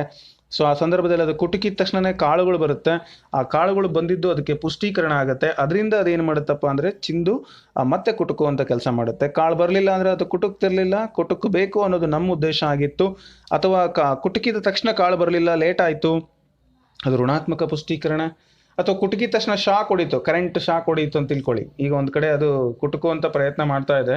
ಇಲ್ಲೊಂದು ಬಿಲ್ಲೆ ಮಾಡಿದ್ದೀನಿ ರೆಡ್ ಕಲರು, ಮತ್ತೊಂದು ಕಲರ್ ಬಿಲ್ಲೆ ಮಾಡಿದ್ದೀನಿ, ಇನ್ನೊಂದು ನೀಲಿ ಕಲರ್. ಸುಮ್ಮನೆ ನಾನು ನಿಮಗೆ ತೋರಿಸ್ತಾ ಇರೋದು. ಈ ಎರಡೂ ಬಣ್ಣದ ಒಂದು ಬಿಲ್ಲೆಗಳನ್ನು ರಚನೆ ಮಾಡಿದ್ದೀನಿ. ಈ ಬಿಲ್ಲೆಗಳಲ್ಲಿ ಮೊದಲು ಪಾರಿವಾಳ ಇದಕ್ಕೆ ಕುಟುಕುತ್ತೆ, ಏನು ಪ್ರಾಬ್ಲಮ್ ಇಲ್ಲ, ಕಾಳು ಬರುತ್ತೆ, ತಿಂದು ಖುಷಿ ಪಡುತ್ತೆ. ನಂತರ ಈ ಒಂದು ಕೆಂಪು ಬಿಲ್ಲೆಯನ್ನು ಕುಟುಕುತ್ತೆ, ಆಗ ಕರೆಂಟ್ ಶಾಕ್ ಹೊಡೆಯುತ್ತೆ. ಸೊ ಕರೆಂಟ್ ಶಾಕ್ ಹೊಡೆದಾಗ ಏನು ಮಾಡುತ್ತೆ, ಮತ್ತೆ ಯಾವುದೇ ಕಾರಣಕ್ಕೂ ಈ ಬಿಲ್ಲೆಯನ್ನು ಕುಟುಕುವಂಥ ಪ್ರಯತ್ನ ಮಾಡಲ್ಲ. ಅದನ್ನು ನಾವು ಋಣಾತ್ಮಕ ಪುಷ್ಟೀಕರಣ ಅಂತೀವಿ. ಈಗ ಶಿಕ್ಷೆ ಏನು ಕೊಡ್ತೀವಿ ನಾವು, ಅದು ಋಣಾತ್ಮಕ ಪುಷ್ಟೀಕರಣ ಆಗುತ್ತೆ. ಸೊ ಪುಷ್ಟೀಕರಣದಲ್ಲಿ ಪ್ರಮುಖವಾಗಿ 3 ವಿಧಗಳು ಅಂತ ನಾವು ಹೇಳ್ತೀವಿ. ಒಂದು ಧನಾತ್ಮಕ ಪುಷ್ಟೀಕರಣ, ಋಣಾತ್ಮಕ ಪುಷ್ಟೀಕರಣ, ಜೊತೆಗೆ ಶಿಕ್ಷೆ. ಯಾವುದೇ ರೀತಿ ಧನಾತ್ಮಕ ಪುಷ್ಟೀಕರಣ ಕೊಡಬೇಕು, ಯಾವ ರೀತಿ ಶಿಕ್ಷೆಯನ್ನು ಕೊಡಬೇಕು, ಯಾವ ರೀತಿ ಋಣಾತ್ಮಕ ಪುಷ್ಟೀಕರಣವನ್ನು ಕೊಡಬೇಕು, ಇದು ಶಿಕ್ಷಕರಿಗೆ ಬಹಳಷ್ಟು ನೆರವಾಗುವಂಥ ಪ್ರಮುಖ ಅಂಶಗಳಲ್ಲಿ ಒಂದಾಗುತ್ತೆ. ಅದನ್ನು ನಾನು ನಿಮಗೆ ತಿಳಿಸ್ತಾ ಹೋಗ್ತೀನಿ. ಈ ಮುಂದಿನ ಕಾನ್ಸೆಪ್ಟನ್ನು ನೋಡೋದಾದರೆ, ಕ್ರಿಯಾಜನ್ಯ ಅನುಬಂಧನ ಕಲಿಕೆಯಲ್ಲಿ ನಾನು ಆಗಲೇ ಹೇಳ್ದಂಗೆ ಪಾರಿವಾಳವನ್ನು ನಾವು ಬಳಸ್ಕೊಳ್ತೀವಿ. ಹಾಗೆ ಅಲ್ಲಿ ಕ್ರಿಯಾಜನ್ಯ ಅನುಬಂಧನ ಕಲಿಕೆಯಲ್ಲಿ ಆಹಾರವನ್ನು ನಾವು ಪುನರ್ಬಲನವಾಗಿ ಬಳಕೆ ಮಾಡ್ತೀವಿ. ಜೊತೆಗೆ ಪ್ರಮುಖವಾದಂಥ ಅಂಶ ನಾನು ಆಗಲೇ ಹೇಳ್ದಂಗೆ ಕ್ರಿಯಾಜನ್ಯ ಅನುಬಂಧನ ಕಲಿಕೆಯಲ್ಲಿ ವರ್ತನೆಯನ್ನು ರೂಪಿಸಲು ಸಹಾಯಕವಾಗುವಂಥ ಪುನರ್ಬಲನ ಧನಾತ್ಮಕ ಪುನರ್ಬಲನ ಅಂತ ಹೇಳಿ ಕರಿತೀವಿ. ಯಾವ ಸರ್ ಧನಾತ್ಮಕ ಅಂದರೆ, ಒಂದು ಘನತೆ, ಗೌರವ, ಹೊಗಳಿಕೆ. ಸೊ ಇವುಗಳನ್ನು ಧನಾತ್ಮಕ ಪುನರ್ಬಲನ ಅಂತ ಕರಿತೀವಿ. ಸರ್ ಒಂದು ಎಕ್ಸಾಂಪಲ್ ಸಮೇತ ಕೊಡ್ಬೋದಾ? ಯಾವುದೇ ಕಲಿಕೆ ಬಲಗೊಳ್ಳಬೇಕು ಅಂತ ಹೇಳಿದರೆ ಅಥವಾ ಅದು ಮುಂದುವರಿಬೇಕು ಅಂತ ಹೇಳಿದ್ರೆ ಧನಾತ್ಮಕ ಪುನರ್ಬಲನ ಬೇಕು. ಧನಾತ್ಮಕ ಪ್ರಾಥಮಿಕ ಪುಷ್ಟೀಕರಣ ಯಾವುದು, ಆಹಾರ, ನೀರು ಮುಂತಾದವುಗಳನ್ನು, ಮೂಲ ಅಗತ್ಯತೆಗಳನ್ನು ನಾವು ಕೊಡ್ತೀವಿ. ಇನ್ನು ದ್ವಿತೀಯ ಪುಷ್ಟೀಕರಣ ಹಣ, ಘನತೆ, ಗೌರವ, ಹೊಗಳಿಕೆ ಮುಂತಾದವುಗಳು ಕೂಡ ಮೂಲ ಅಗತ್ಯತೆಗಳಲ್ಲಿ. ಅಂದರೆ ಗೌರವ ಇರಬೇಕು, ಘನತೆ ಇರಬೇಕು, ಹಣ ಇರಬೇಕು, ಹೊಗಳಿಕೆ ಕೂಡ ಬೇಕಾಗತ್ತೆ. ಇವು ಶಕ್ತಿಯನ್ನು, ತೀವ್ರತೆಯನ್ನು ಕಡಿಮೆ, ಅಂದರೆ ಮಗುವಿಗೆ ಹಾಲು ಪ್ರಾಥಮಿಕ ಪುಷ್ಟೀಕರಣವಾದರೆ ಹಾಲು ನೀಡುವಂಥ ಬಾಟಲು ದ್ವಿತೀಯ ಪುಷ್ಟೀಕರಣ ಆಗುತ್ತೆ. ಇವುಗಳಿಂದ ಮುಖಾಂತರನೂ ಕೂಡ ಅವರ ವರ್ತನೆಯನ್ನು, ಅಂದರೆ ಕ್ರಿಯಾಜನ್ಯ, ಅದಕ್ಕೆ ನಾನು ಹೇಳಿದ್ದು ಕ್ರಿಯಾಜನ್ಯ ಅನುಬಂಧನ ಕಲಿಕೆಯಲ್ಲಿ ಧನಾತ್ಮಕ ಪುಷ್ಟೀಕರಣ ಅವರ ಒಂದು ಕೆಲಸವನ್ನು, ಅನುಕ್ರಿಯೆಯನ್ನು, ಅಂದರೆ ರೆಸ್ಪಾನ್ಸನ್ನು ಬಲಗೊಳ್ಳುತ್ತೆ. ಅದಕ್ಕೆ ನಾನು ಆಗಲೇ ಹೇಳಿದ್ದೆ ನಿಮಗೆ, ಇದು ಎಂಥ ಮಾದರಿ ಕಲಿಕೆ ಅಂತ ಹೇಳಿದರೆ ಇದು ಆರ್ ಮಾದರಿ ಕಲಿಕೆ. ಸೊ ಅದನ್ನು ಏನು ಮಾಡುತ್ತೆ, ಆ ರೆಸ್ಪಾನ್ಸನ್ನು ಕಂಟಿನ್ಯೂ ಆಗಂಗೆ ಮಾಡುತ್ತೆ. ಇನ್ನು ಪ್ರಮುಖವಾಗಿ ಋಣಾತ್ಮಕ ಅಂದರೆ ಏನು ನೋಡಿ. ಸೊ ಶಿಕ್ಷೆ ಅಂತ ಹೇಳಿದೆ ನಾನಿಲ್ಲಿ, ಅಲ್ಲೂ ಕೂಡ ಶಿಕ್ಷೆನ ಸಪ್ರೇಟಾಗೂ ಬರೆದಿದ್ದೀನಿ. ಇಲ್ಲಿ ಕನ್ಫ್ಯೂಸ್ ಆಗಬಾರ್ದು ಅಂತಲೇ ನಾನು ವಿವರಣೆ ಕೊಡುವಂಥ ಪ್ರಯತ್ನ ಮಾಡಿದೆ. ವರ್ತನೆಯನ್ನು ತ್ಯಜಿಸಲು ಸಹಾಯಕವಾಗುವ ಪುನರ್ಬಲನ ಋಣಾತ್ಮಕ ಪುನರ್ಬಲನ. ನೋಡಿ, ವರ್ತನೆಯನ್ನು ತ್ಯಜಿಸಲು ಸಹಾಯಕವಾಗುವಂಥ ಪುನರ್ಬಲನ ಋಣಾತ್ಮಕ ಪುನರ್ಬಲನ ಆಗತ್ತೆ. ಉದಾಹರಣೆಗೆ ಶಿಕ್ಷೆ ಮತ್ತು ನಿಂದನೆ. ಯಾವ ರೀತಿ ಅಂದರೆ ಅಲ್ಲಿ ರೆಸ್ಪಾನ್ಸು ಏನಾಗ್ತಿತ್ತು ಅಂತ ಹೇಳಿದ್ರೆ ಬಲಗೊಳ್ತಿತ್ತು, ಮತ್ತು ಕಂಟಿನ್ಯೂ ಆಗ್ತಿತ್ತು, ಮತ್ತು ಅದನ್ನೇ ಮಾಡಬೇಕು ಅಂತ ಇತ್ತು. ಬಟ್ ಇಲ್ಲಿ ರೆಸ್ಪಾನ್ಸ್ ಬಲಗೊಳ್ಳಲ್ಲ, ಅದು ನಿಲ್ಲಬೇಕು ಅಂತ ಕೊಡ್ತಾ ಇದೆ. ಇದು ಋಣಾತ್ಮಕ ಪುನರ್ಬಲನ. ಋಣಾತ್ಮಕ ಪುಷ್ಟೀಕರಣಗಳು ಅತೃಪ್ತಿದಾಯಕ ಉದ್ದೀಪನಗಳಾಗಿರ್ತವೆ. ಕಲಿಯುವ ವ್ಯಕ್ತಿ ಅವಕಾಶ ಸಿಕ್ಕರೆ ಈ ಉದ್ದೀಪನಗಳಿಂದ ತಪ್ಪಿಸಿಕೊಳ್ಳಲು ಪ್ರಯತ್ನಿಸುತ್ತಾನೆ. ಉದಾಹರಣೆ, ಸಮಾಜ ಇವನನ್ನು ಒಪ್ಪಿಕೊಳ್ಳದಿರುವುದು ಅಥವಾ ಸಹಪಾಠಿಗಳ ತಿರಸ್ಕಾರಕ್ಕೆ ಗುರಿಯಾಗುವುದು. ಇವು ಋಣಾತ್ಮಕ. ಅಂದರೆ ಸಮಾಜ ನಿನ್ನ ನಾನು ಇಷ್ಟಪಡಲ್ಲ, ಇವತ್ತು ನೀನು ನಾನು ಹೋಮ್ವರ್ಕ್ ಮಾಡಿಲ್ವಾ, ನಾನು ನಿನ್ನ ಮಾತಾಡ್ಸಲ್ಲ ನಾಳೆಯಿಂದ. ನೋಡಿ, ಈ ರೀತಿ ಋಣಾತ್ಮಕ ಪುಷ್ಟೀಕರಣವನ್ನು ಬಳಸಿದರೆ ಇಂತಹ ಉದ್ದೀಪನಗಳಿಂದ ದೂರ ಸರಿಯಲು ಪ್ರಯತ್ನಿಸುತ್ತಾರೆ. ಪೋಷಕರ ಅಸಂತೋಷಕ್ಕೆ ಗುರಿಯಾಗುವ ಮಗು ಅವರಿಂದ ತಪ್ಪಿಸಿಕೊಳ್ಳಲು ಗೃಹ ಕಾರ್ಯ ಅಥವಾ ಅಭ್ಯಾಸದ ಪ್ರಶ್ನೆಗಳನ್ನು ಬಿಡಿಸುವುದರಲ್ಲಿ ತಲ್ಲೀನನಾಗ್ತಾನೆ. ನೀನು ಹೋಮ್ವರ್ಕ್ ಮಾಡಲ್ವಾ, ಆಯ್ತು ತಗೋ, ನಿನಗೆ ನಾಳೆ ಟಿ ವಿ ನೋಡೋಕ್ಕೆ ಕೊಡೋದಿಲ್ಲ, ಅಥವಾ ನಿನಗೊಂದು ಸೈಕಲ್ ಕೊಡಿಸಲ್ಲ, ಅಥವಾ ನಿನಗೆ ಚಾಕ್ಲೇಟ್ ಕೊಡಲ್ಲ, ಈ ಮ್ಯಾಗಿ ಮಾಡಿಕೊಡಲ್ಲ, ಏನೋ ಒಂದು ಹೇಳ್ತಾರೆ. ಅದರಿಂದ ತಪ್ಪಿಸ್ಕೊಳ್ಳೋಕ್ಕೆ ಮಗು ಏನು ಮಾಡುತ್ತೆ ಅಂತ ಹೇಳಿದ್ರೆ ಒಂದು ಓದ್ಕೊಳ್ಳೋದ್ರಲ್ಲಿ, ಬರ್ಕೊಳ್ಳೋದ್ರಲ್ಲಿ ಕೂತ್ಕೊಳ್ಳುತ್ತೆ. ಇಚ್ಛಿತ ಅನುಕ್ರಿಯೆ ತೋರಿದಾಗ ಋಣಾತ್ಮಕ ಉದ್ದೀಪನವನ್ನು ಹಿಂಪಡೆಯುವುದರಿಂದ ಆ ಅನುಕ್ರಿಯೆ ಹೆಚ್ಚಿಸಬಹುದಾಗಿದೆ ಮತ್ತು ಬಲಗೊಳಿಸಬಹುದಾಗಿದೆ. ಇದು ಬಹಳ ಇಂಪಾರ್ಟೆಂಟು. ಋಣಾತ್ಮಕ ಪುಷ್ಟೀಕರಣಗಳೆಂದರೆ ವರ್ತನೆಯಿಂದ ವಿಮುಖಗೊಳಿಸುವ ಉದ್ದೀಪನಗಳಾಗಿರ್ತವೆ. ಕೇಳ್ಬೋದು ಪ್ರಶ್ನೆ, ವರ್ತನೆಯಿಂದ ವಿಮುಖಗೊಳಿಸುವ ಒಂದು ಉದ್ದೀಪನಗಳು ಯಾವುವು ಅಂದರೆ ಅವು ಋಣಾತ್ಮಕ ಪುನರ್ಬಲನಗಳು. ಓಕೆ, ಆಗಲೇ ಹೇಳ್ದಂಗೆ ನಿಂದನೆ, ಶಿಕ್ಷೆ ಎಲ್ಲ ಅಲ್ಲಿ ಬರ್ತವೆ. ಹಾಗಾದರೆ ಶಿಕ್ಷೆನೂ ಒಂದು ರೀತಿಯಾಗಿ ನಾವು ಹೇಳ್ಬೋದು ಅಂತ ಹೇಳಿದೆ. ಯಾವ ಥರ? ಶಿಕ್ಷೆ ಕೂಡ ಒಂದು ಸಪರೇಟ್, ಅಂದರೆ ಅದೊಂದು ಉದ್ದೀಪನ. ಹೆಂಗೆ?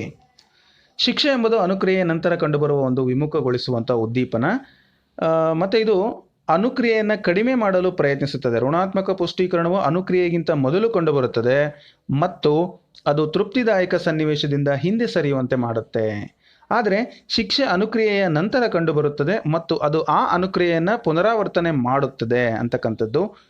ಇಲ್ಲಿ ಋಣಾತ್ಮಕ ಪುಷ್ಟೀಕರಣವನ್ನು ಬಳಸುವ ಉದ್ದೇಶ ಅಪೇಕ್ಷಿತ ವರ್ತನೆಯ ಆವೃತ್ತಿಯನ್ನು ಹೆಚ್ಚಿಸುವುದಾಗಿದೆ.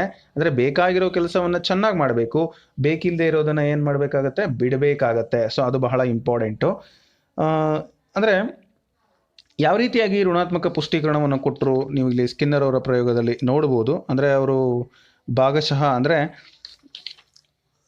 ಶಿಕ್ಷೆಯನ್ನು ಕೊಡೋದ್ರ ಮೂಲಕ, ಅಂದರೆ ಸ್ಕಿನ್ನರ್ ಅವರು ಶಿಕ್ಷೆ ಧನಾತ್ಮಕ ಹಾಗೂ ಋಣಾತ್ಮಕ ಪುಷ್ಟೀಕರಣಗಳಷ್ಟು ಪರಿಣಾಮಕಾರಿ ಆದುದಲ್ಲ ಅಂತ ಅವರು ಹೇಳ್ತಾರೆ. ಅಂದರೆ ಸ್ಕಿನ್ನರ್ ಅವರ ಒಂದು ಅಭಿಪ್ರಾಯದಲ್ಲಿ ಇದು ಪಾಸಿಟಿವ್ ಆದರೂ ಆಗಿರ್ಬೋದು, ನೆಗೆಟಿವ್ ಆದರೂ ಆಗಿರ್ಬೋದು, ಇಟ್ ಈಸ್ ನಾಟ್ ಏನಾಗುತ್ತೆ, ಕಲಿಕೆಗೆ ಅಷ್ಟೊಂದು ಒಂದು ಎಫೆಕ್ಟಿವ್ ಆಗಿರುವುದಿಲ್ಲ ಅಂಥೇಳಿ ಸ್ಕಿನ್ನರ್ ಅವರು ಒಂದು ವಾದವನ್ನು ಮಂಡಿಸ್ತಾರೆ ಅಂತಕ್ಕಂಥದ್ದು ನಿಮಗೆ ಗೊತ್ತಿರಲಿ. ಇನ್ನು ಮುಂದಿನ ಕಾನ್ಸೆಪ್ಟನ್ನು ನೋಡೋಣ. ಈ ಕ್ರಿಯಾಜನ್ಯ ಅನುಬಂಧನ ಕಲಿಕೆಯನ್ನು ನಾನು ಆಗಲೇ ಹೇಳಿದೆ ಸಾಧಕ ಅನುಬಂಧನ ಕಲಿಕೆ ಅಂತ ಕೂಡ ಕರೀತಾರೆ. ಹಾಗೆ ಜೆ.ಬಿ. ವ್ಯಾಟ್ಸನ್ ಯಾರು ಅಂತ ಹೇಳಿದರೆ ಅವರು ಒಬ್ಬರು ವರ್ತನವಾದಿಗಳು. ವ್ಯಾಟ್ಸನ್ ಅವರು ತನ್ನ ಪ್ರಯೋಗಕ್ಕೆ ಆಯ್ಕೆ ಮಾಡಿಕೊಂಡಿದ್ದು ಬಾಲಕನನ್ನು ಆಯ್ಕೆ ಮಾಡಿಕೊಳ್ತಾರೆ. ಆಲ್ಬರ್ಟ್ ಅಂತಕ್ಕಂಥ ಒಬ್ಬ ಬಾಲಕನನ್ನು ಆಯ್ಕೆ ಮಾಡಿಕೊಂಡಿರ್ತಾರೆ. ಇನ್ನು ಒಳನೋಟ ಕಲಿಕಾ ಸಿದ್ಧಾಂತವನ್ನು ಮಂಡಿಸಿದವರು ಕೊಹಿಲರ್, ನಿಮಗೆಲ್ಲ ಗೊತ್ತಿದೆ. ಗೆಸ್ಟಾಲ್ಟ್ ಅಂತ ಹೇಳಿದರೆ ಹಿಡಿ ಬಿಡಿ ವಿಧಾನ, ಸಮಗ್ರ ಕಲಿಕೆ ಅಂತ ಕರೀತಾರೆ. ಇಲ್ಲಿ ಚಿಂಪಾಂಜಿಯನ್ನು ನಾವು ಬಳಸ್ಕೊಳ್ತೀವಿ. ಅಂದರೆ ಈ ಕೊಹಿಲರ್ ಅವರ ಒಂದು ಸಿದ್ಧಾಂತದಲ್ಲಿ ಚಿಂಪಾಂಜಿಯನ್ನು ಬಳಸ್ಕೊಳ್ತೀವಿ. ನಿಮಗೆಲ್ಲ ಗೊತ್ತಿದೆ, ಅದು ಒಳನೋಟ ಕಲಿಕೆ ಅಂತ ಕೂಡ ಕರಿತೀವಿ. ಕೊಹಿಲರ್ ಅವರು SR ಥಿಯರಿ ಅಂದರೆ ಸಹಚರ್ಯವಾದ ಅಂತ ಹೇಳಿ ಕರಿತೀವಿ. ಅದರ ಮುಖಾಂತರ ಈ ಒಂದು ಸಿದ್ಧಾಂತವನ್ನು ಗೆಸ್ಟಾಲ್ಟ್ ವಾದಿಗಳು ಮಂಡಿಸ್ತಾರೆ. ಚಿಂಪಾಂಜಿಯನ್ನು ನಾವಲ್ಲಿ ಬಳಸ್ಕೊಳ್ತೀವಿ. ಈ ಒಂದು ಸಿದ್ಧಾಂತದ ಮುಖಾಂತರ ನಾವು ಕಲಿಸುವಂತಹ ಒಂದು ಪ್ರಯತ್ನ ಮಾಡಿದ್ದು ಒಳನೋಟ ಕಲಿಕೆ. ಅಂದರೆ ಯಾವ ಕಲಿಕೆಯು ಹೆಚ್ಚು ಮಾನಸಿಕ ಸಾಮರ್ಥ್ಯದ ಬಳಕೆಯಿಂದ ಉಂಟಾಗುತ್ತದೆ. ಕೇಳ್ಬೋದು, ಅಲ್ಲಿ ನೋಡ್ಬೋದು ನೀವು ಥಾರ್ನ್ಡೈಕ್ ಅವರ ಪ್ರಯೋಗದಲ್ಲಿ ಬೆಕ್ಕು ಅದನ್ನೆಲ್ಲ ಕಂಪೇರ್ ಮಾಡಿ, ಅಲ್ಲಿ ರ್ಯಾಂಡಮ್ ಓಡಾಡುತ್ತೆ, ನಂತರ ಅದು ಎಲ್ಲೋ ಮಿಸ್ ಆಗಿ ಅಗುಳಿಯನ್ನು ತುಳಿಯುತ್ತೆ, ಆ ನಂತರ ಅದು ಹೊರಗಡೆ ಬರುತ್ತೆ. ಅದೇ ಪಾರಿವಾಳನೂ ಅಷ್ಟೇ, ಮಿಸ್ ಆಗಿ ಕುಟುಕುತ್ತೆ, ಕಾಳು ಬರುತ್ತೆ, ಮತ್ತೆ ಕುಟುಕುತ್ತೆ, ಕಾಳು ಬರುತ್ತೆ, ಪ್ರಯತ್ನಗಳು ಹೆಚ್ಚಿದಂತೆ ಅದು ಕನ್ಫರ್ಮ್ ಆಗುತ್ತೆ, ಇದರಿಂದ ನನಗೇನೋ ಒಳ್ಳೇದಾಗತ್ತೆ ಅಂತ ಧನಾತ್ಮಕ ಪುಷ್ಟೀಕರಣ ಸಿಕ್ಕತ್ತೆ. ಅಂದರೆ ಅಲ್ಲಿ ಮೆಂಟಲಿ ಯಾವುದೇ ಒಂದು ಕೆಲಸಗಳು ನಡೆಯೋದಿಲ್ಲ, ಮಾನಸಿಕ ಸಾಮರ್ಥ್ಯದ ಬಳಕೆ ಆಗೋದಿಲ್ಲ. ಬಟ್ ಇಲ್ಲಿ ಆ ಚಿಂಪಾಂಜಿ ಪ್ರಯೋಗದಲ್ಲಿ ಅಂದರೆ ಒಳನೋಟ ಕಲಿಕೆಯಲ್ಲಿ ಅಂತರ್ದೃಷ್ಟಿ ಕಲಿಕೆ ಅಂತ ಕೂಡ ಕರೀತಾರೆ. ಇಲ್ಲಿ ಒಳನೋಟ ಕಲಿಕೆಯಲ್ಲಿ ಮಾನಸಿಕ ಸಾಮರ್ಥ್ಯದ ಬಳಕೆ ಆಗುತ್ತೆ. ಬಹಳ ಇಂಪಾರ್ಟೆಂಟ್, ಇದನ್ನು ನೀವು ನೆನಪಿಟ್ಕೊಳ್ಬೇಕು. ಇನ್ನು ಮ್ಯಾಕ್ಸ್ ವರ್ದಿಮಾರ್ ಸ್ಥಾಪಿಸಿದಂತಹ ಪಂಥ ಯಾವುದು ಅಂತ ಹೇಳಿದ್ರೆ ಅದು ಗೆಸ್ಟಾಲ್ಟ್ ಪಂಥ. ಸೊ ಗೆಸ್ಟಾಲ್ಟ್ ಪಂಥನೇ ಒಳನೋಟ ಕಲಿಕೆ ಸಿದ್ಧಾಂತದ ಒಂದು ಪಂಥ. ಸೊ ನೆಕ್ಸ್ಟು ಗೆಸ್ಟಾಲ್ಟ್ ಎಂಬುದು ಜರ್ಮನ್ ಭಾಷೆಯ ಒಂದು ಪದ ಆಗಿದೆ. ಸೊ ಗೆಸ್ಟಾಲ್ಟ್ ಅಂತಕ್ಕಂಥದ್ದು ಒಂದು ಜರ್ಮನ್ ಭಾಷೆಯ ಒಂದು ಪದ, ನಿಮಗೆ ಗೊತ್ತಿರಲಿ ಅದು. ಅದರ ಪ್ರತಿಪಾದಕರು ಯಾರು ಅಂತ ಕೇಳಿದರೆ ಮ್ಯಾಕ್ಸ್ ವರ್ದಿಮಾರ್ ಅವರಾಗಿರ್ತಾರೆ. ಗೆಸ್ಟಾಲ್ಟ್ ಅಂತಂದರೆ ಏನು ಅರ್ಥ ಕೊಡುತ್ತೆ ಅಂತ ನಿಮ್ಮನ್ನೇನಾದರೂ ಪ್ರಶ್ನೆ ಕೇಳಿದ್ರೆ, ಸೊ ಒಂದು ಗೆಸ್ಟಾಲ್ಟ್ ಅಂತ ಹೇಳಿದ್ರೆ ವಿನ್ಯಾಸ ಅಂತ ಅರ್ಥ ಕೊಡುತ್ತೆ. ಸೊ ಕೇವಲ ವಿನ್ಯಾಸನ ವ್ಯವಸ್ಥೆ ಅಂತ ಕೂಡ ಹೇಳ್ಬೋದು. ವಿನ್ಯಾಸ ಮತ್ತು ವ್ಯವಸ್ಥೆ, ಪೂರ್ಣತೆ ಅಥವಾ ಸಮಗ್ರಾಕೃತಿ ಅಂಥೇಳಿ ಕರಿತೀವಿ. ಸಮಗ್ರಾಕೃತಿ ಅಥವಾ ಪೂರ್ಣಾಕೃತಿ ಅಂಥೇಳಿ ನಾವು ಹೇಳ್ಬೋದು. ಸೊ ಈ ಒಂದು ಅರ್ಥದಲ್ಲಿ ಇದು ಜರ್ಮನ್ ಭಾಷೆಯ ಒಂದು ಪದ ಅಂಥೇಳಿ ನಿಮಗೆ ಗೊತ್ತಿರಲಿ. ಇನ್ನು ಪ್ರಮುಖವಾಗಿ ಈ ಸಿದ್ಧಾಂತದಲ್ಲಿ ನೀವು ಕಲಿಬೇಕಾಗಿರುವಂಥ ಅಂಶ ಏನಪ್ಪ ಅಂದರೆ, ಒಳನೋಟ ಕಲಿಕೆಯು ಮುಖ್ಯವಾಗಿ ಉಂಟಾಗ್ತಕ್ಕಂಥದ್ದು ಯಾವುದರಿಂದ ಅಂದರೆ ಬುದ್ಧಿಶಕ್ತಿಯಿಂದ. ಸೊ ಈ ಬುದ್ಧಿಶಕ್ತಿಯಿಂದನೇ ಒಳನೋಟ ಕಲಿಕೆ ಅಂತಕ್ಕಂಥದ್ದು ಉಂಟಾಗುತ್ತೆ. ಸೊ ನಿಮಗೆ ಇನ್ನೊಂದು ಪ್ರಶ್ನೆ ಕೇಳುವುದು, ಈ ಗೆಸ್ಟಾಲ್ಟ್ ವಾದಕ್ಕೆ ಸೇರಿದತಕ್ಕಂತಹ ಮನೋವಿಜ್ಞಾನಿಗಳು ಯಾರು ಅಂತ ಹೇಳಿದ್ರೆ ಮ್ಯಾಕ್ಸ್ ವರ್ದಿಮಾರ್ ಮತ್ತು ಕೊಹಿಲರ್ ಅವರು, ಕರ್ಟ್ ಕಾಫ್ಕಾ. ಸೊ ಇವರೆಲ್ಲರೂ ಕೂಡ ಗೆಸ್ಟಾಲ್ಟ್ ವಾದಕ್ಕೆ ಸೇರ್ತಾರೆ. ಅದರಲ್ಲಿ ಗೆಸ್ಟಾಲ್ಟ್ ವಾದದ ಪಿತಾಮಹ ಯಾರು ಅಂದರೆ ಮ್ಯಾಕ್ಸ್ ವರ್ದಿಮಾರ್ ಅಂತ ನೀವು ನೆನ್ಪಿಟ್ಕೊಳ್ಬೇಕು. ಸೊ ಯಾಕೆ ಅಂದರೆ ಸರ್ ಇಲ್ಲಿ ನೀವು ಹೇಳಿಲ್ಲ ಅಂತ ಅನ್ಕೋಬಾರ್ದು ಅಂಥೇಳಿ ನಾನು ಅದನ್ನು ಕಂಪ್ಲೀಟಾಗಿ ತಿಳಿಸುವಂಥ ಪ್ರಶ್ನೆಗಳು ಯಾವ ರೀತಿ ಬೇಕಾದ್ರೂ ಬರ್ಬೋದು. ಈ ಕೆಳಗಿನವರಲ್ಲಿ ಯಾವ ಮನೋವಿಜ್ಞಾನಿ ಸೇರಿಲ್ಲ ಅಂತ ಕೂಡ ಕೊಡ್ತಾರೆ, ಆ ರೀತಿ ಕೂಡ ನಿಮಗೆ ಕೇಳುವಂಥ ಸಾಧ್ಯತೆ ಇರುತ್ತೆ. ನೀವು ಆದಾಗ್ಯೂ ಕೂಡ ಓದಿ, ಅನೇಕ ಪರೀಕ್ಷೆ ಪುಸ್ತಕಗಳನ್ನು ಓದಿರ್ತೀರ, ಆದರೂ ಕೂಡ ಒಂದ್ಸರಿ ಗ್ಲಾನ್ಸ್ ಮಾಡೋದು ತುಂಬ ಒಳ್ಳೆಯದು ಅನ್ನೋದು ನನ್ನ ಭಾವನೆ. ಹಾಗೆ ಈ ಗೆಸ್ಟಾಲ್ಟ್ ಪಂಥದ ಮನೋವಿಜ್ಞಾನಿಗಳ ಪ್ರಮುಖವಾದ ಕೊಡುಗೆ ಅಂದರೆ ಅಂತರ್ದೃಷ್ಟಿ ಕಲಿಕೆ ಅದರ ಒಂದು ಪ್ರಮುಖವಾದ ಕೊಡುಗೆ ಆಗಿರುತ್ತೆ. ಇನ್ನು ಒಳನೋಟ ಕಲಿಕೆ ಅಂದರೆ ಏನಪ್ಪ ಅಂತ ಹೇಳಿದ್ರೆ, ನಾವು ಇಡಿಯಾಗಿ ಅರ್ಥ ಮಾಡಿಕೊಂಡು ಕಲಿಯುವ ವಿಧಾನ. ಮಕ್ಕಳು ಕಲಿಯುವಂಥ ವಿಷಯ ಸನ್ನಿವೇಶವನ್ನು ಇಡಿಯಾಗಿ ಅರ್ಥ ಮಾಡಿಕೊಂಡು ಕಲಿಯುವಂತಹ ಕಲಿಕೆ ಒಳನೋಟ ಕಲಿಕೆ ಅಂತ ಅರ್ಥ ಮಾಡ್ಕೊಳ್ಬೇಕು. ಇನ್ನು ಇಲ್ಲಿ ಪುಷ್ಟೀಕರಣ ಸಿದ್ಧಾಂತವನ್ನು ರೂಪಿಸಿದವರು ಹಲ್. ಸೊ ಅದನ್ನು ನಾನು ನಿಮಗೆ ತಿಳಿಸ್ತಾ ಹೋಗ್ತೀನಿ. ಸೊ ಇಲ್ಲಿ ಗೆಸ್ಟಾಲ್ಟ್ ಸಿದ್ಧಾಂತಕ್ಕೆ ಸಂಬಂಧಪಟ್ಟಂತೆ ಇನ್ನೂ ಅನೇಕ ಪ್ರಶ್ನೆಗಳು ಕೂಡ ಬರ್ಬೋದು. ಯಾವ ರೀತಿಯಾಗಿ ಅಂತ ಹೇಳಿದ್ರೆ, ಕೇವಲ ಅಂದರೆ ತುಂಡು ಆಗಿ ಕಲಿಯೋದಕ್ಕಿಂತ ಸಮಗ್ರವಾಗಿ ಕಲಿತಕ್ಕಂಥದ್ದು. ಹಾಗೆ ಕಲಿಕೆಯ ಮೂಲಕ ಮಗು ಅಭಿಪ್ರೇರಿಸಬಹುದು. ಅಧ್ಯಾಪಕರು ಮಕ್ಕಳಿಗೆ ಹೊಸ ವಿಷಯವನ್ನು ಕಲಿಸುವ ಮುಖಾಂತರ ಅವರ ಒಂದು ಆಸಕ್ತಿಯನ್ನು ಬೆಳೆಸ್ಕೊಳ್ಬೋದು.